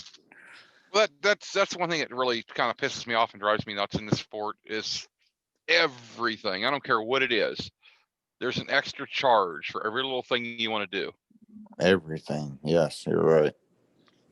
And I've come to a realization, there is no perfect paramotor. There is no perfect motor for the paramotor, and there's no perfect prop.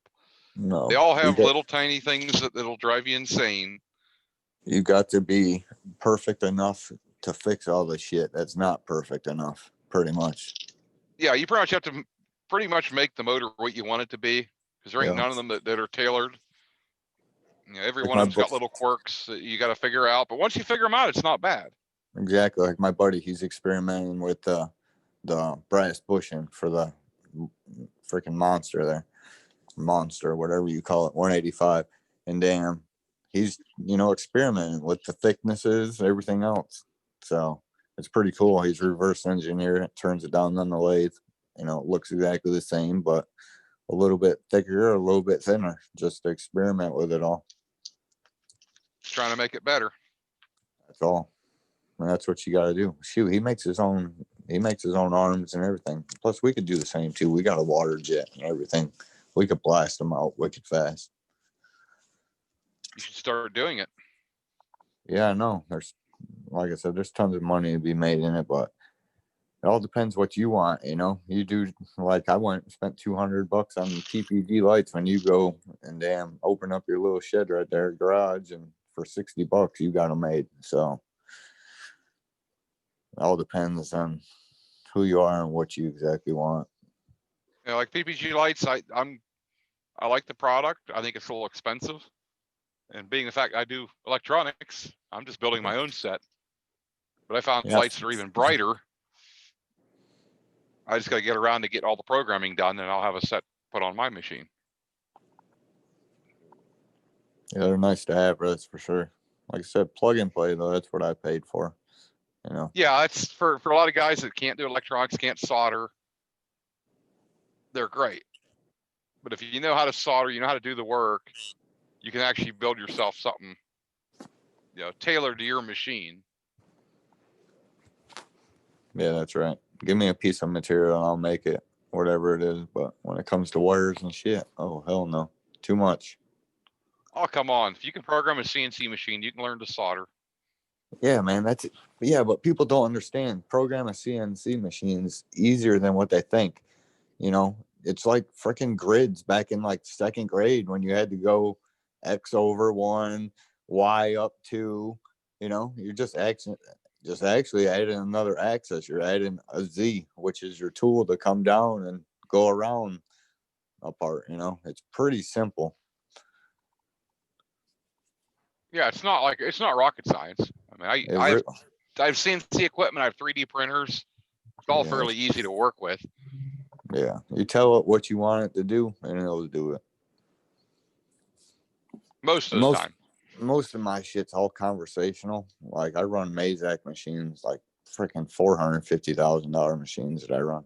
But damn, it'll tell you like, oh shit, you're about to crash the machine, And shoot, even if you're about to crash it, it puts that load under the machine where it ends up alarming out or hitting that trip sensor or whatever. Anyway, so you're not going to tear anything up.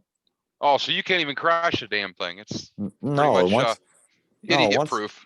Yeah, once I even start tapping like a damn 5/8 11 hole or whatever, it'll start bogging the machine down, and that'll be a mess, man. Because if I don't have my damn speeds and feeds set right, that tap gets jammed in the damn part. Then I gotta try to get it out the machine.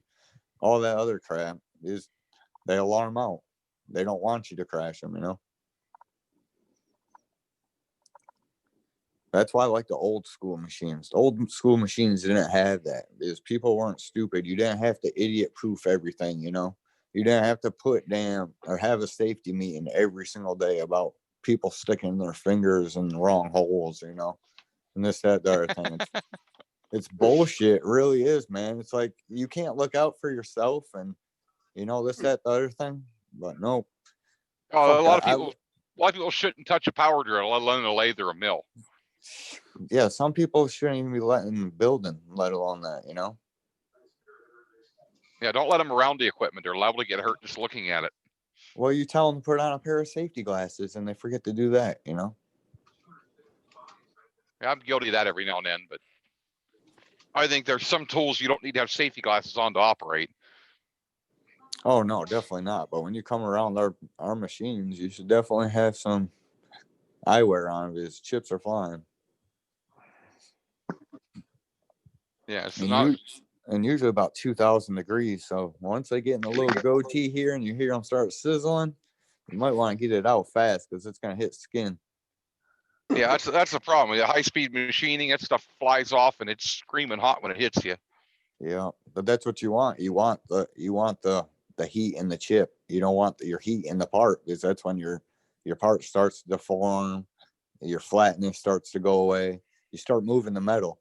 There's a lot of, what do they call them? I can't even think of it right now.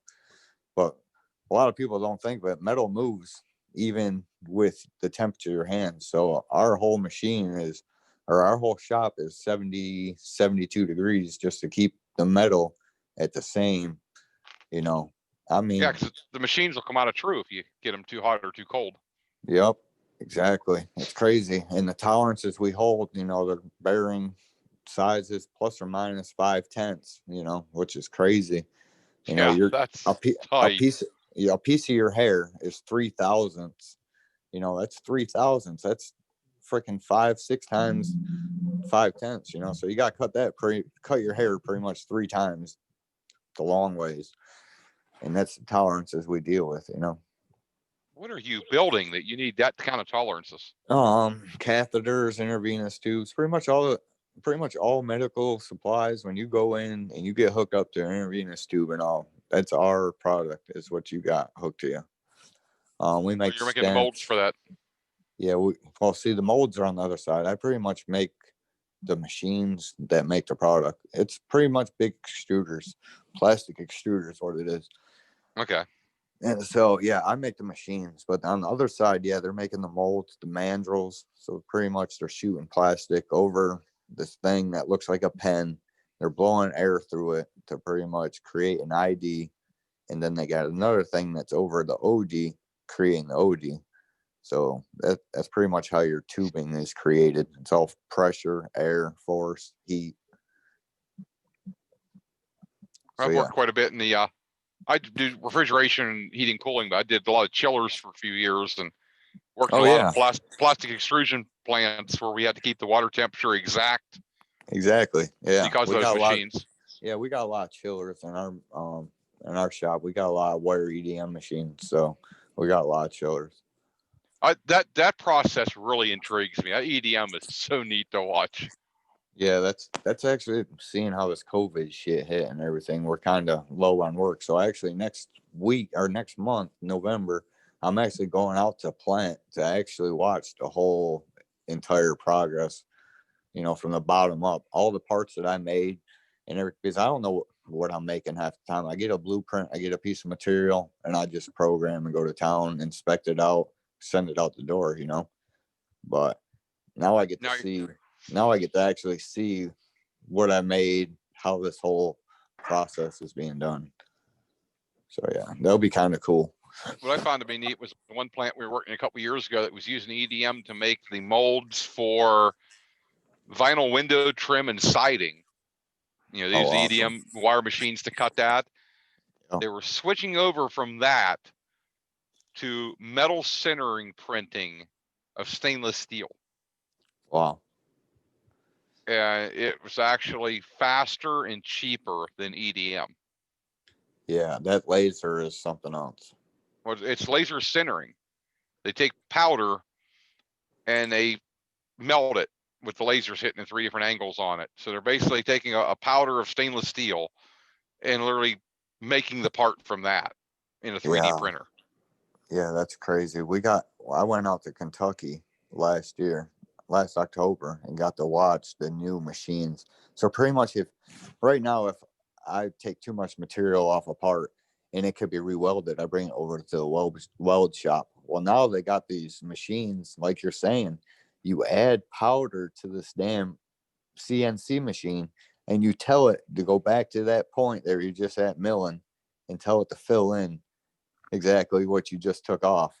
And the laser just melts it right in place. Yeah, it's crazy, man. Absolutely crazy. Unbelievable. I forget what they call it, but you got to put the powder on that you're using on that material, though. So if it's stainless, you got to make sure it's a stainless powder in there. And it's got to be the same metallurgy powder of what you're using.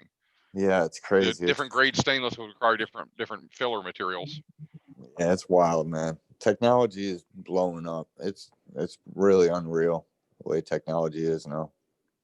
Well, the company, the printer they were demoing at that plant, that company made the news a few years ago because they got a license to print guns, and they were printing parts for a 1911, and they actually printed a whole gun and were shooting it. And I actually got to see the parts they were making with that thing, and the accuracy of that printer is just crazy for metal.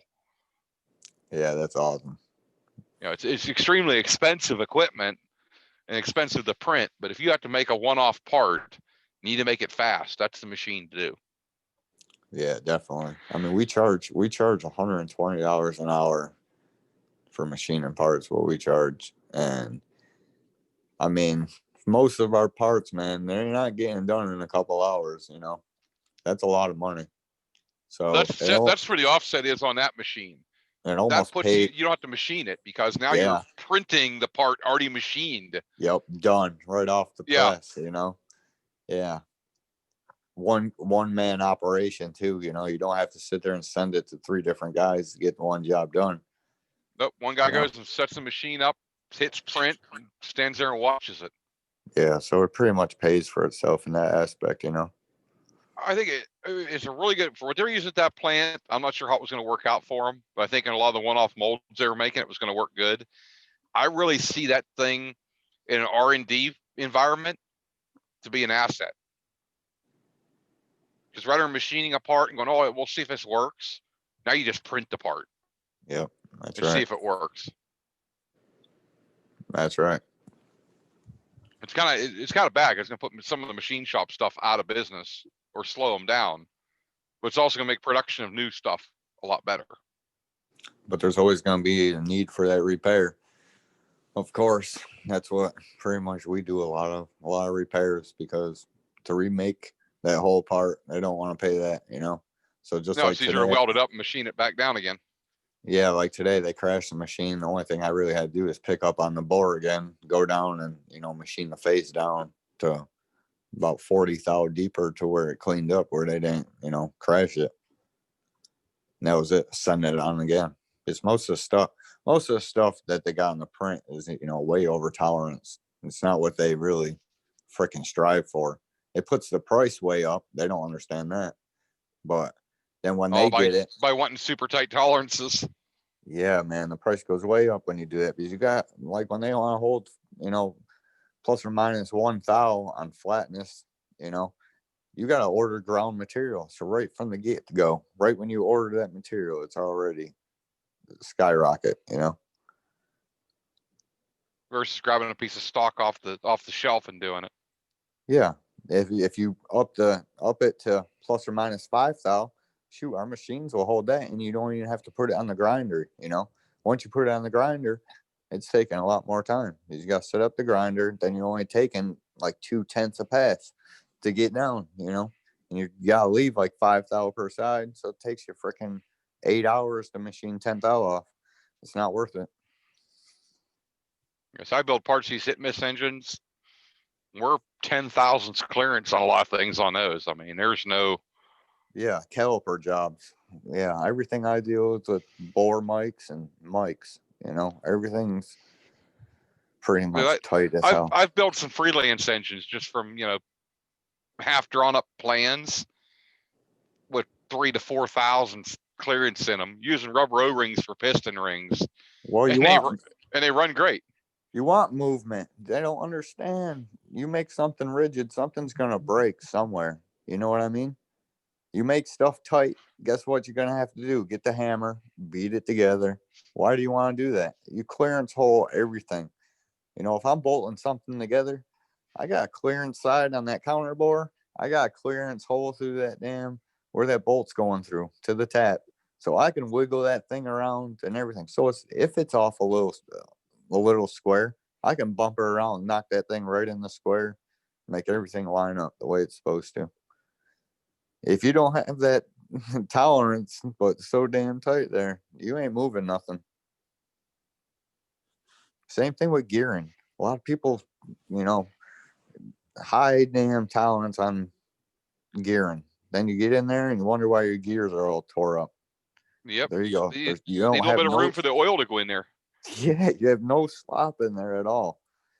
Exactly. Got to have room for the oil to flow in between the gears. You put them too Wait. tight. Well, most of the engineers you got today are pretty much that geek you've seen in high school that's never picked up a wrench in their whole entire life or seen how a motor worked or anything, you know. They don't Most engineers have no clue what they're working on. No idea. I've noticed that. Or how it works. It's crazy. They come out to the shop floor like, will your machine do this? Like, are you crazy? You know, my machine will do anything you tell it to do. You know, why are you coming out here and asking me that? You know, I'm like, why do you want it to do that? Was my question. Yeah, that's another thing. Yeah. I mean, I got to put 10,000 ball end mills in my machine, 10,000 ball end mills. So that's 3 pieces of your hair. You could barely see it. You got to put a set of eyes on, little opticals, so you can see the damn thing to make sure the tip ain't broke or nothing.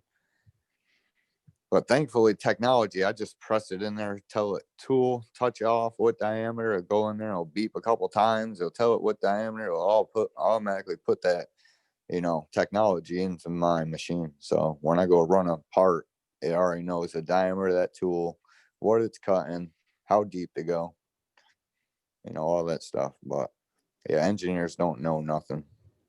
And engineers, I swear they're the stupid ones. Because I used to fight with engineers all the time at work because they say, well, this should work. I'm like, well, it doesn't. Here's how it will work. That's right. And they keep back to this shit. All on paper, it does this. I'm like, well, in real life, it does this. I'm the one out there exactly installing right. this shit. Here's how it works. That's exactly right. That's every day for me. I've had a few of them come out to, you know, on jobs and they're like, well, you shouldn't be doing this. I'm like, well, here's what it does. Here's what every other piece of equipment like that does. You want to make it work like it does on paper? Here, you try it. Exactly. And Yeah. stand back and watch them. If I have to do assembly and it's not working, I'm making the modifications to work. You know. Oh, I've just all the years doing heating, cooling, refrigeration stuff. I've gotten some pretty weird, you know, projects that, you know, engineers were involved in, and we're doing things that, yeah, you read the documents they've come up with it, yeah, it'll work, but in real life, it don't work. And when you No. try it and you get results, and they're like, well, it shouldn't do that. I'm like, well, that's what it's doing. You know, gauges don't lie. That's right. That's right. What gets me is when they go want a radius on something, you know, pretty much get rid of the square corner, but then their mating part is a square corner. So then that square corner never matches up with a radius in another corner, and they do that all the time. So everything gets blown out of proportion. Then you go, like you said, look at the solid model on the computer, and they got it so where they're overriding some kind of command on the SolidWorks solid that it fits together and it'll function, you know. So they can fool the computer to make it fit, but they don't make a correction to a drawing to make it fit. Yeah, that's got to be annoying to you guys. Yeah, I mean, we call them 6-figure heroes because, you know, they make freaking tons of money and sit there and just click buttons. Yeah, that'll work. That looks good. They'll figure it out. I always like, you know, I said in system design and stuff, it drives me nuts because you learn a lot of it in school and you learn a lot more when you're out on the job doing the work. Then you have an engineer tries to tell you to do it totally different, that their new design is going to work. And I'm sorry, airflow and aerodynamics has not changed in many, many years that I know of. I don't think it ever will. No, definitely not. You know, years and years ago, Holly Carburetor, when everything started going to fuel injection systems, tried to build a fuel injector, and they used the Bosch fuel injector as what they were trying to build a better product than. And they put a team together there, and they worked on it for 2 years. And what they discovered is that the fuel injectors that were on the market were sloppy because they had to be. When they tried to improve the tolerances on that, they wouldn't work. And it took Holly a long time to finally find their way into that market, and they never really did, I guess. But they tried.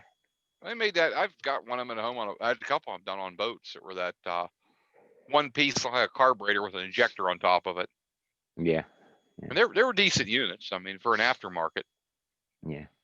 Well, they were trying to get in it, and they thought, when they looked at everybody else's, they said, well, these things are real sloppy. We can do better than that. And what they discovered was doing better than that, and these things didn't work. They wouldn't function. The tolerances were too tight. Which, by the way, is a problem with all fuel injectors. They're not very accurate. Well, you can only be so accurate. All this Yeah, new exactly. technology shit sucks. If they go back to everything old school, it'd be so much better. Go back to old cast iron blocks and everything, old Kohler motors, shit that lasted forever. Shit that's still running that was built in the damn, 68 about. I got a lawnmower, 68. Still damn runs, Dude, I mow with a 1964 Cub Cadet with the original cast iron Kohler on it. Yeah, see, exactly. Got the old magneto, the points, all that crap still on it. See, that shit won't die, Well, most of the Kohlers didn't even have magnetos. They had points in the ignition coil off of the battery. Yeah, that's right. But that Mercury 150, it's been out now, I don't know, probably 10 years or so, but they spent like 7 years developing that 150 Mercury outboard. And when they got done, what they had was a plain old inline hard single valve old school motor with a carburetor on it. And that is the toughest damn motor that they've made in 40 and it years. Works. Oh, does it ever work? And they made it oversized. Any other engine would be a 250 in that size, but it don't matter. You could beat that motor completely to death, and it just keeps right on running. Well, I don't know if you guys are familiar with snowmobiles. Oh, I am. Raced them for years. The old bombardiers. How about them? Oh, yeah, God, those old Rotexes were something. Skidoo made now I'm going to age myself. Okay. My first snowmobile was a Fox track. It was, had a steel track and one ski. But anyway, those Rotexes were 297s, I think. 8, 10, 12, 14, 16, and 18 horsepower were all the same motor. Those things were awesome. I'm only 34 years old. I was born in 86, but when I was a kid in the 90s, 95, somewhere in that, those were snowmobiles we were buying. We were buying all the old, I forget what they're called, El Tigres and Articat, old Articats. Yeah. But those things were built like tanks. Man, well, dude, you couldn't stop them once they started. If you could ride those things on a warm day, air cooled, and still stop and throw some snow up underneath them, let them cool down for a little while and start riding again. Never kill them. And that's another question I got about paramotor shit, talking about motors and stuff. How come FMF has not picked up the freaking exhaust yet? FMF would make not enough of them. There's not enough of them. That's the reason. But you'd figured they'd at least get into it now when it's early, at least come out with something. Well, I'll tell you what's going to happen. And it's going to happen pretty soon, because a lot of people are starting to get into this sport ever since Tucker's video. And someone's going to come up with a kick-ass motors is going to happen. The blow Maserati out of the freaking. When Honda or Yamaha or somebody decides to get in this market, you're going to see a complete change, because what we're flying is going to look like those old snowmobiles compared to something that they make today. That's exactly what's about to happen. Yeah, someone's going to release a really badass motor that's light, makes power, and doesn't break down. And they're going to get rid of that single prop, and they're going to go to twin props where they're up high and they don't hit the ground and all that. I mean, you're going to see a complete change of everything when it happens, when they get the motor. Because right now, we're flying European moped motors. That's exactly what we're flying. Right. Okay. And Oversized weed eaters, basically. exactly. And they're not reliable. I don't care what anybody. The most reliable motors we got are not reliable. Well, the most reliable motors we got aren't flyable. Is the problem. They're too heavy. Well, yeah, I suppose that's true. That's Simony Mini too. It's a hell of a motor, but it ain't foot launchable really. It's heavy as hell. You know, that big old British 4-stroke that they got, it is heavy and it's bulky and it's not even a good 4-stroke really, but compared to what we're flying, you know, if you can tolerate the weight, you can fly it day and night. You know, you don't even have to worry about it. If it fires up, it'll bring you home, you know. Oh, there's that what the EOS is coming out with a 4-stroke. Yeah, I'm waiting to see that. That might be something interesting. The one that really intrigues me, I like the power of it, but I'm afraid to fly one. So that with a 260 Sky, the twin cylinder, liquid cooled. Yeah. That's a motor there. I got a problem with a radiator behind my head. I don't know. It just doesn't seem right to me. It don't seem right, but I'll tell you, I'd rather have that and water cooling than air cooling any day. Well, is that 250cc motor? It looks like a dirt bike motor. It's a 2-cylinder opposed piston engine. Oh no, I seen the one that looks like dirt bike motor the other week. It's like a 250cc motor. Well, That's there's a Polini, I think, is that one. There's a motor out there now. It's not in a. In fact, I don't even know what it's in a few things, but it's not in paramotors yet. But it's a single cylinder with 2 pistons, you know, and two cranks on it. Oh, and I've been opposed looking at piston that. engine. Yes, and I'm looking at that going, you know, that's a perfect setup for a twin prop motor. I mean, it's a really neat one. I can't remember the name of the design, but it's 1 crank, 2 pistons opposed with like a rocking shaft in between them. Mm-hmm. I've done models of them. It's, you know, small tabletop engines. The action on those for vibration reduction is the ultimate. They're almost as good as an opposed piston engine. And there's less moving parts. We were talking about old snowmobile engines years and years ago. OMC that made Johnson and Evinrude outboards. They had snowmobiles, and they made their own motors, and they were big and they were heavy and all that stuff, and they weren't a huge amount of horsepower or anything, but God, were they powerful. And they were opposed piston engines, 180 opposed. And just like you said, they were just as smooth as they could be. And the snow machines were they were the heaviest ones on the market. They were terrible in deep snow. They were for old people riding trails is what they were for. But I'm telling you, you could use those motors. We had one on a sawmill, for crying out loud. I mean, an air-cooled snowmobile engine running in the summer on a sawmill, and you just couldn't beat it. One I'd like to try is a Sox, which is a German brand. Yeah, those a single rotary Wankel. Oh, now, those things were awesome. Sachs used to make snowmobile engines for years, and they came out with a 303 and 606 Wankel in 1970, and an Arctic Cat and a Scorpion. I have the modern 303 motor. That's a 7-horse motor, about the size of a 5-horse Briggs. And you can already set this thing on the ground, start it up, let it idle, and rev it, and it won't even vibrate and move around. You start a 3 or 4-horse Briggs on the ground on concrete, it'll sit there and vibrate everywhere. Yeah, sure. And they're light. You couldn't use one of those for a paramotor because the RPMs go so high in those things. You put a redrive on it. Yeah, put a gearbox in a redrive. Yeah, you could use it. Only and I don't know about the modern ones, but I know that the old ones had some difficulties, and the main setback for them was that they used a lot of fuel. Yeah, they're a little bit fuel hungry, but you know what? The no vibration. I think if you can keep the RPM lower if you did a redrive right in the right prop, I think they'd actually make a decent motor. And they're light. Yeah. Oh, I think a rotary is exactly what would be in order. And I don't Definitely I don't know why anybody hasn't looked at a radial, a 3-cylinder radial for They have. a paramotor, because 50 cc's is about as low as you want to go on a piston on a 2-stroke anyway, because I've seen you some lose some efficiency pictures less than of that. 3 and 5-cylinder radials over in Yeah. England. Guys build kit motors, and they're building them Right. and putting them on paramotors. So it can be done.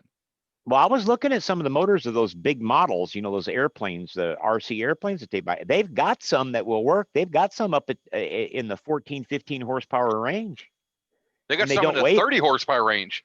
No, but I'm There's saying we're talking about 12-pound motors that are producing that kind of horsepower. There's a 32 horse I was looking at, 9-cylinder radial. I think it was 30 some horse. That could be. And it was less than 20 pounds. Yeah, and Yeah, I was looking at them, and I was wondering why we weren't using them. And There that's a must be a 4-stroke. reason. Yeah. I can tell you the reason I'm not trying one of those is the price. Well, yeah, I they are pricey, but The one I again, looked at was really expensive. somebody told me that there's some sort of motor that they got on a drone, a military drone that will burn propane, diesel, gas, everything. Like I said, it's like 30 horsepower. And that they're talking about redesigning something like that for a paramotor. Have I Probably a seen damn it? turbine. I never seen it. It's probably a turbine or turboprop, because that'll burn anything. I don't know. Jet engines, don't care what it is. If it's liquid or gas and it can burn it, they'll run on it. It's their military drones. They want to upscale it or upsize it and make it for a paramotor. Probably downsize I'm it, because telling. most military drones are 50 and 60 horse motors. Well, it might be downsized. I'm not totally sure. I can't remember exactly, but I remember the conversation about them. I almost bet it's a motor built by Williams up in Ohio, because they make a lot of the little motors for the cruise missiles and things. Hmm. And they also make some little turboprops they're putting in some of these drones now. They would probably be the one to make a very light turboprop motor that would work on a paramotor. The efficiency, I don't know where you'd be at on those. You'd have to get the horsepower right for the prop. Yeah. Because turbines are only efficient at 100% RPM. They don't like to idle. They don't like to be half throttle. 3/4 to full throttle is rather efficient. But if you could set it up where you could, your flight time or your flight speeds, you're in that range all the time, it'd be a great motor.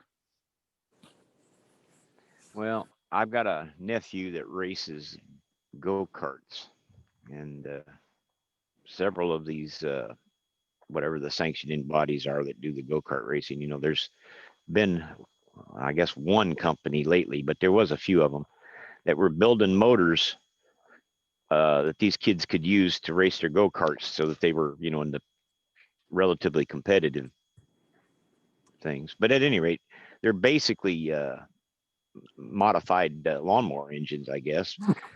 But they've got them down to almost no weight, and again, producing all kinds of horsepower. And it's basically like that Rotex. It's one motor, and they just change intakes and exhaust to change the horsepower, for different classes. And Well, they're making they make tons of outrageous horsepower. Yeah, plenty of horsepower. I take the little 6.5 or 7.5 horse Predator motor, which is a Harbor Freight copy of a Right. Honda. Yeah. I take those. I change the crank, the flywheel, the connecting rod, and the piston, and heavier valve springs, and I can get 18 horse out of one of them things. But you're turning them at $9,000. Right. Yeah. Well, yeah, you can buy the mod kits and then Tillotson that, they used to make the carburetors and stuff for snowmobiles and things. Now they make a 212, and hell, they're making what, 14 horsepower out of the box. Yeah. It's On a 212. It's a little 7.5 horse motors, all it is. Yeah. They're just building the hell out of it. Yeah. Yeah. Tilton's who made the connecting rod and flywheel I've got on mine. Yeah. They make kits for Predator and Predator and the old Tecumsehs, I guess is what they were. But at any rate, so that horsepower is available in other stuff. It's just our market is so small, nobody's making frames that we can use. You'd have to come up with something on your own. I don't know. I Someone just think needs to that do it. motors are the weak link, as far as I'm concerned. That's because I They've don't know always about been you a weak guys. link. I love that Adam 80, but every time you mix gas, okay, you're gonna fool with the carburetor. I don't care. Yeah, I don't care. What happens every time you mix up some new gas. That machine's gonna run different. What are you It's running for only 8. gas though? Well, I run alcohol 93 octane or no alcohol 93 octane. But the point that I'm trying to make is that when the motor is so small that it becomes hypersensitive to a little extra, a little less oil, or a little more octane, or even old gas. If the gas has been sitting for a week or two, you can tell it in that little motor. You'll have to fool with that carburetor a little bit to make it run peak. That's why I'm thinking avgas would be a better option on those. Ooh, I hate that lead in that avgas though. Why? Oh, it builds up on those heads, something terrible. Now, if you run a lead scavenger, it doesn't. Well, maybe not, but I know that PHP. I pulled the head off of a couple of them, and I mean it was banged in there. You fly the Adam 80? Yeah, I'm flying the Adam 80. So I'm flying the AC 130. I just had the head off mine 2 weeks ago. Yeah. And all it seems avgas for the past 15 hours. And I took a piece of 3M pad, just wiped it a little bit. It was nice and clean. Yeah. Well, I mean, you can clean it and all that. I mean, I'm sure that's not an issue, but it wasn't even. It wasn't dirty. I mean, it wasn't really carbon bad. The little bit of crud that was on there was almost nothing. I mean, I only cleaned it because I wanted to clean it while I was in there. But I was really surprised. Now I'm running AMSOIL Sabre oil, and I run a little bit of that lead scavenger in there. Yeah, I've been running Motul, and I'll tell you, I got to switch because that Motul is too good a oil. It's expensive. It's all still in there. Go on over, join the dark side. Try the Sabre. Yeah, I'll probably have to.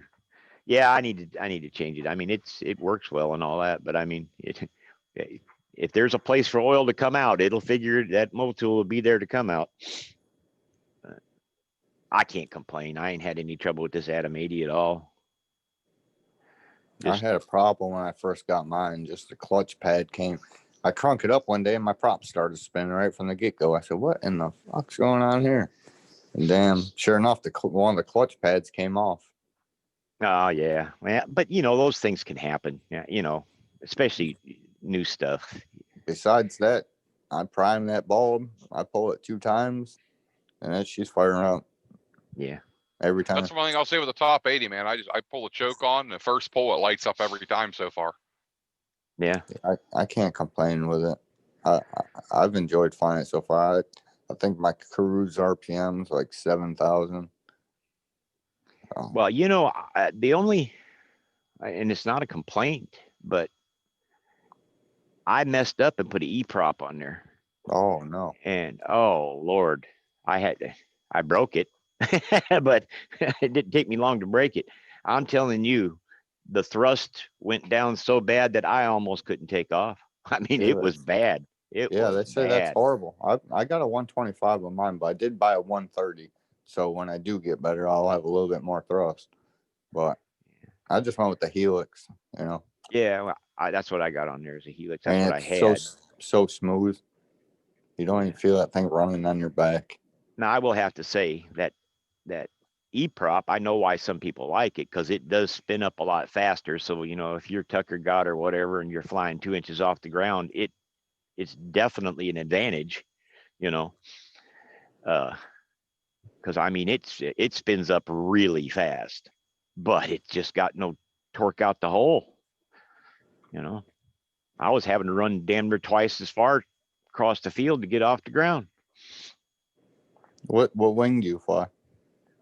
Universal 1.1. Where are you located? I'm in Alabama. Oh. At the moment, I'm in Tennessee. Tennessee, you're not far from me then. I'm over here in North Dakota. In North Dakota, yeah. Or not North Dakota, North Carolina. North You don't Carolina. know where the hell he's Yeah. at. I was closer to you when I was in Huntsville than I am now. I'm over here in Western Tennessee. You got to come over here to Pennsylvania here next week. Come to Hillbilly Flying with us. Yeah, I might. Right now I'm sitting here at my mother-in-law's. I just moved out of my house. Me and my wife just moved into a fifth wheel. And we're going to be traveling all over for the next year or so, but my mother-in-law's in the hospital, so I'm parked here in her driveway taking care of her dogs and stuff, waiting for her to get better. Otherwise, I'd already be on the road. I'm heading up PA on Wednesday. Yeah. I got a son lives out in Virginia, and I got a daughter out in Wyoming and one in Arizona, and got sons in Colorado. So I'll be flying around the country here for next year or so. You gonna try to do the all 50 state challenge? No, hell no. I've seen all the 50 states. I ain't doing that again. Oh, come on, fly all 50. No. Yeah, I'll fly them all right. First class seat in the airplane with a drink in my hand, maybe. No, first class seat on a paramotor with a drink in your hand. Oh, Lord. I'll tell you what, I put quite a few hours in the last few months flying. And where I've been flying from has been pretty sketchy. So it's pretty nice to get to a real honest to goodness place to take off and not have to worry about falling out of the sky every time I take off. Hey, where's the adventure in that though? Well, there's plenty of things to go wrong without worrying about that strip I've been using. There's just something about, making a sketchy takeoff and landing. No. It just makes you a better pilot. Every time you do that little I sketchy area. I thought that I had seen it all for takeoffs from that place I was using. And I'd broke props and had full collapses and everything, it was just a mess. But at any rate, one day I looked at the wind, and it said that I had 4 miles an hour on the ground and 150 feet. I had 16 miles an hour at about 90 degrees from what I was taking off. And I took off, and I'll be damned if the forecast wasn't 100% correct, because just as soon as I got off the ground, I got my ass turned around. You'll learn the glider wants to point towards the wind. Oh, I knew that, but you take off and you usually got a couple of seconds to gather your thoughts, But boy, just as soon as I got to the top of the tree line, and there's buildings there on my left, and it just absolutely turned my ass around and just sent me right on downwind before I could get that sucker under control. You took off and the glider said, hell with this, we're going this way. Exactly. Yeah. That's exactly what happened. And I don't care who you are or even, how much experience you got. When you get blasted like that, okay, it catches your breath, it just does. I don't matter what experience you got when you lift off the ground and you got to make a turn to keep yourself in the air. Yeah, it's different. Exactly. And it's scary because the direction you got to turn, the wings all flopping down, Yeah, that one brake line's a little mushy. Yeah, the brake line is completely mushy, and that's the direction you want to go. And you're trying to crawl on the other side of the seat because that's the only wing that's flying, I've had those days where I take off and I'm leaning on one side more than the other. And I'm like, oh, this don't feel right. Well, in that particular instance, by the way, I did not turn into the wind, and I turned downwind, and because, like I said, it hit me so hard, my right wing, it just collapsed. It just pushed it right down, and I real quick go to the other side of the wing. That was nothing new, but it was pushing me sideways so fast I had to do something. So I just turned downwind and gassed it, hoping my little Atomady had enough punch to, keep my airspeed up. Yeah, kick you around before you fall to the ground. Yeah, exactly. 100 feet off the ground, and I'm going, well, we're fixing to find out, but it worked out all right. And then another 50 feet higher, there wasn't nothing, just pretty flying after that.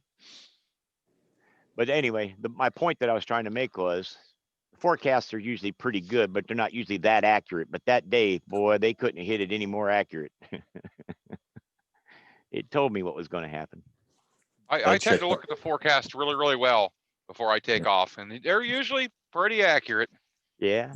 Yeah, I average like 3 or 4 different places I look at, and usually they're pretty right on. Yeah. Especially that Ryan Carlton one. That like that's what I use. That's all I use now is Ryan Carlton. I mean, I look at the others, especially for gusts and stuff, but yeah, me too. But that Ryan Carlton, man, that's I'm telling you, that's pretty good. Yeah, it's amazing how good they are compared to everybody else. I mean, you look at like what 554 foot or whatever. That's the main one I'm looking at. Like right there, I'm like, yep. There is no way I'm flying 7-mile-an-hour gust. Nope, not me. I look from 0 to 1,000 foot, and I look at how the gradients are, and I'll look at my hometown field. It's 10, 15 minutes from the house. I look at one that's about a half hour away, and I decide which one I'm going to by what Ryan Carlton says. Yeah. I turned Kyle Lowe onto that one. He, of course, he knew about it, but he wasn't using it. But he's a weatherman, so he's got all kinds of shit nobody's ever heard of that he looks at. But anyway, he looks at the air. He sits there and stares at it, and he's got some stuff that he looks at. I'm telling you, that guy is amazing. He can tell you tonight just exactly what 5 o'clock in the morning is going to look like, and he won't be wrong. Yeah, the dude's half bird, though, is the problem. Yeah. And he just keeps on learning more stuff and more and more and more. That's what he lives off of. He thrives off it. Oh yeah, he lives and breathes this stuff. I'll tell you what, though, since he started his school, I think that man's about to burn out. I'm telling you, I never seen anybody work as hard as he does. Yeah, it's like 2, 3 in the morning till 2, 3 in the morning. That guy. I'm like, what in the world? Yeah. Yeah, because he's out there. That last video, he's like, yep. It's 6 o'clock in the morning. I'm about to go for a flight. I've been up for a couple hours, did laundry, did this, that, and the other thing. I'm like, what in the world? He was out drinking with us up at EFD till like 3:30 in the morning. He got on that little one wheel of his, rode on back, kind of wobbly the whole way. I was waiting for him to bite it on the way down there. The next morning, he is up and flying. I'm like, I'll tell you what, though. He does have a soft spot when it comes to cold weather. He won't fly in the mornings if it's pretty cold. He don't like that cold air much. Who does? Well, yeah, but I mean, he really he pulled one on me when I was a new. I think I had 2 flights, and anyway, we were out there and it was real windy, too windy for me to be flying, and it was in the wintertime down there in Louisiana, and it was a pretty cold day for down there. And he goes, "Hey, you want to go up on Louisiana, really?" Yeah, well, But anyway, I know it was in the low 50s. But anyway, he goes, "You want to go in a tandem?" I said, "Sure." Oh, he used a windbreaker. we did a cross country. Used me for a windshield. Froze my ass. Smart guy. He was a dumb air. You're the damn air dummy for his ass. Yeah, buddy, I was. You learned your lesson, though, didn't you? Yeah, that's the last time I went up with him. Yeah. When Kyle says, "Let's go for a cross country," you say no. Not in front of you. Yeah, that was pretty funny. If Kyle wants to do a cross country with you, and it's cold out, you know why. Yeah, exactly. Well, yeah. Yeah, he's not trying to teach you anything. He's trying to keep himself warm. You know that video where he was stuck out in that field for about 20 minutes trying to get in on the high winds? I was there that day. Yeah. Oh, I'd love to see that firsthand. That was just partner. I'm going to tell you something. This is not an exaggeration. This is the truth. You can't tell it from that video, But every time if you watch that video again, that you see his feet, it's because he is laid flat on the ground. I mean, flat on the ground. That prop was 3 inches off the ground, parallel to the ground. And he did pushing that for himself up with the prop. straight. Yes, yes. And he stuck with that. And the other thing that the video doesn't show you, you can't tell, is that field that he was in was muck. I mean, if you tried to stand on it, you'd have went halfway to your knees. And that's why he stayed with it. He did not want to put any weight down on that field. He was trying to get back to that solid field. And he stuck with that sucker. I don't think anyone would in that situation. It was something. Oh, not like that. They wouldn't have. No. He was looking straight up at the sky some of the time. Straight up. I never seen anything like it. I didn't even know it was possible. And that's the truth. But anyway, it was something to see. That'd be neat to go watch him fly. I seen him fly at the EFD, but it was from a distance. Yeah. He went up and started climbing in the clouds. You know, he doesn't do a bunch of acro or anything. He doesn't fool with all of that much. When he does do stuff, does such ease, it doesn't even look, you know, like when other people do it. The pilot. Iron Rowdy, but I know that he does it all the time. And I believe he would free fly more if he had the chance. I think that's what he does anyway. He pretty much free flies with a motor on. Yeah, he does. He goes up that Xeno. Yeah, he does that a lot. Yeah. Yeah, he does do that. He just doesn't have much time, I don't think, to fly anymore. I don't know why he doesn't. He goes straight to the pharmacy and straight to the field. I go down there every now and then. That's what he does, yeah. Yeah. And it doesn't matter. If you show up in town and you call him, say, hey, you know, you want to fly? He'll be there. Yeah. I'm fixing to go down, I think, probably. I gotta go back to Huntsville tomorrow, so I'll be a couple days. But I think when I come back, I may go down there and hang out for a little bit. That whenever I go, well, not just me. Well,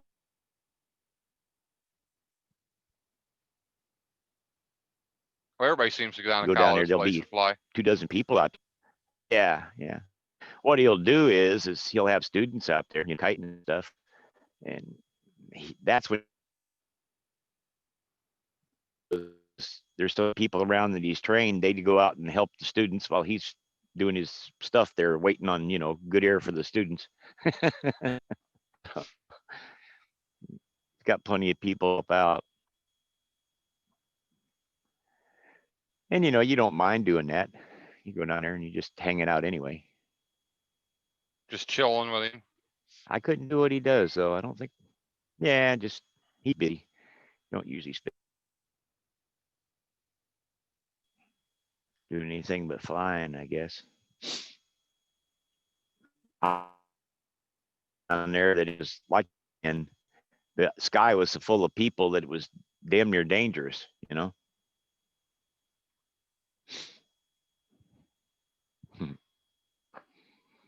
Well, you don't want to go out and. I like it. I enjoy flying around people, but when there's too many, it gets a little crazy. Yeah, I just fly by myself mostly. I don't.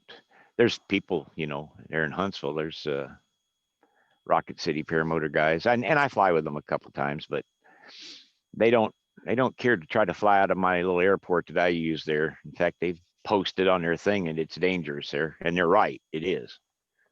But I just got to where But if you fly from an airport like that a lot, then when you go fly with a group and it's a nice safe area to fly, then you don't have to think about it. You're so used to Oh yeah. sketchy takeoff and landings that when you actually have to go fly somewhere easy, it's nothing. Yeah. And there's another thing to be said for flying with other people. And that is, I mean, I don't know about everybody else, but me, I'm just more comfortable when I'm around other pilots that I know. And not that anything's different. It's just that if things go wrong, at least there's people around that have some idea what the hell's going on. Yeah, that's why I like flying with a group, because Yeah, when shit goes wrong, there's other people around. exactly. Yeah, I don't like to fly with too many. No, like three other No. guys. That's good for me. Anything it's more than it that, is I get too it is sketched out. I gotta look around everywhere. it's amazing how close you can get there in a wide open sky. Yeah, It just is amazing. You got 6 guys in the air and you think, well, here you got, all this sky. There should be plenty of room for everybody, but somehow or another you manage to try to run each other over. I don't know how that happens, but it seems to. yeah. Well, you Always don't the head try on a to. swivel. Well, it's like I was up flying Yeah. with Nick here, his first flight, and at one point I got him stabilized, and I did just like an orbit around him, and got real close. He thought that was amazing, just being that close to each other.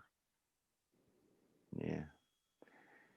Yeah. Yeah, I I don't was like trying to do it being more. too I was trying to close. do it more to check his fuel, to see where he was at, because it was up for a while, and it's like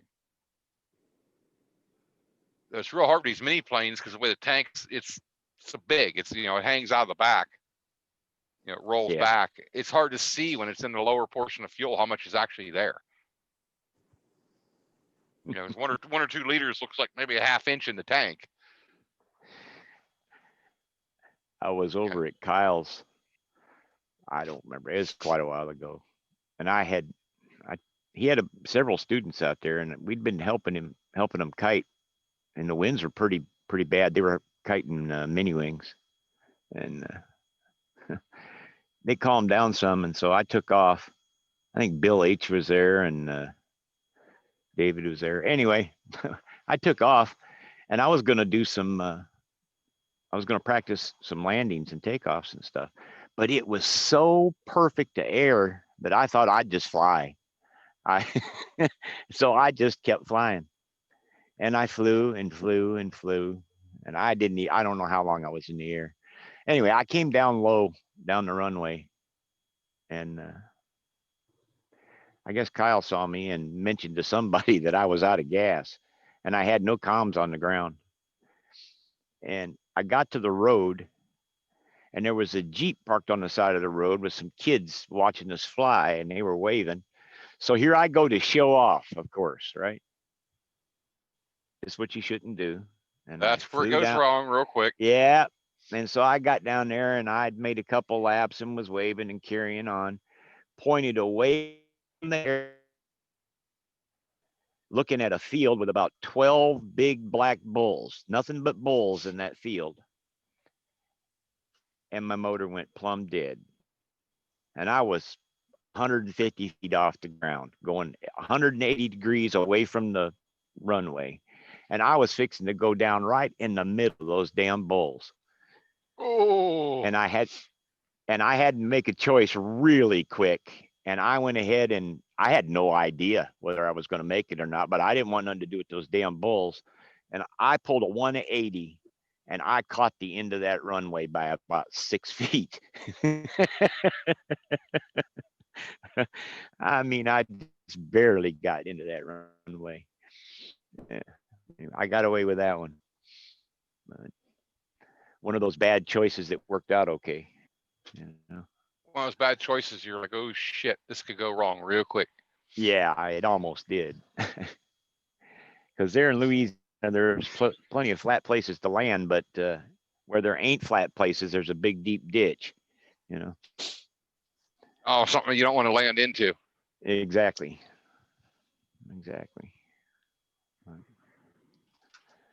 But anyway, there's a lot of people down there flying that area, so there's plenty of folks to fly with. So that's where I'm at in Ohio. I had to drive to Columbus, like 2.5, 3 hours drive to go fly with anybody. Yeah. So I did find out about some people up on the other side of Pittsburgh that won't be too bad of a drive for me to go another hour and a half, 2 hours up that way. So I'm gonna get with them soon too, and just try to get some different groups to fly with. Because I really want to. Well, I don't like. I fly myself so much. to down there by Cal. Huh? I said, have you ever been down there by Kyle's? No, I met Kyle at EFD, but I've never been down to Louisiana yet to go hang out. I want to. No. Yeah. Well, you can stop in there any day, any flyable day. He's got 4 or 5 places they fly from, but they're all pretty close together. Well, we're pretty close together. Anyway, any day that you go down there, that it's like a mini flying. Always. Oh, is it? That's what I figured. And It's like the amazing thing is the number of people out in the middle of nowhere. And I mean it. These places are really right out in the middle of nowhere, and there'll be a dozen people pull up there in cars to watch and ask about it every single time. oh, it's like where I fly at. No one's around my area, so when I go in and fly, everybody comes out to see what's going on. Yeah, yeah, yeah. It's the same thing here. It's the same thing everywhere. If you fly one of these things, if you stay in one little area long and see a group of people standing down there watching you. You strap a fan to your butt and launch in the air, and yeah, everybody comes around and see what's going on.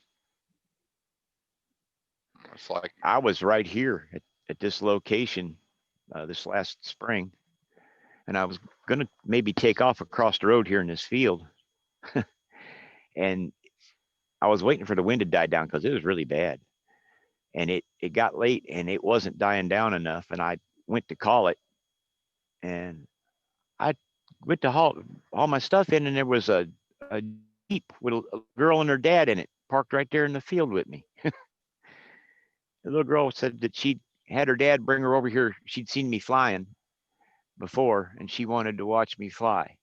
So here I am out here, too windy for me to be flying, and that little girl's been waiting for who knows how long to watch me take off. So I turned around and did it. but I didn't want to. you're a good sport, though.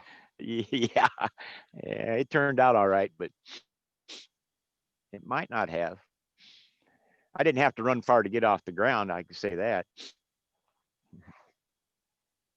But I almost always fly nil wind in Alabama. I mean, just how it is there. I'm not a big nil wind launcher. I'll tell you that. I suck at nil wind launches. But that's usually what that's usually what I have to deal with, at that particular place I fly. But we got these mountains around, high mountains, but they're everywhere. And the stuff that comes to those is just incredible. You get a lot of experience flying around that stuff out there. Well, I'm in Ohio. I got rotor everywhere, so. Yeah. And you can get above it. Really good. I become good with the rotor. Don't like it, but I'm good with it. Yeah. I don't mind it. Or I don't like either. I mean, I live with it once I get high enough, but when you have to deal with it on the ground, just as you're taking off, landing don't bother me too much, but taking off in the rotor just sucks. Yep.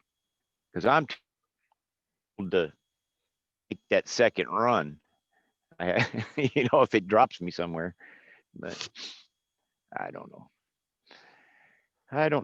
I haven't flown any in, God, 3 weeks almost.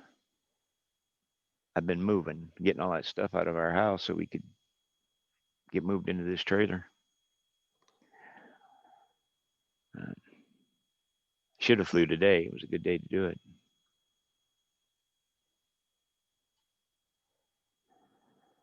Anyway, well, fellas, I'm going to go to bed. I'm going to leave you all to it. And yeah, I think Bob's already fallen asleep. I'm sitting here just doing a little bit of maintenance on my computer real fast. I had a couple things I got to do before I get ready for it. I'm glad I just mentioned that 3 weeks. I guess I better pour the gas out of this repair my tank before I don't like using that old gas. Don't. Those tiny little carburetors don't take much to mess them up. No, don't use old gas in that thing. Burn the gas up and get fresh. 2 weeks.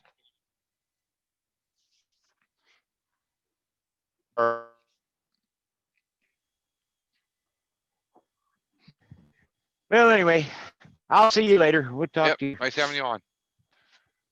I'll see you guys probably next week.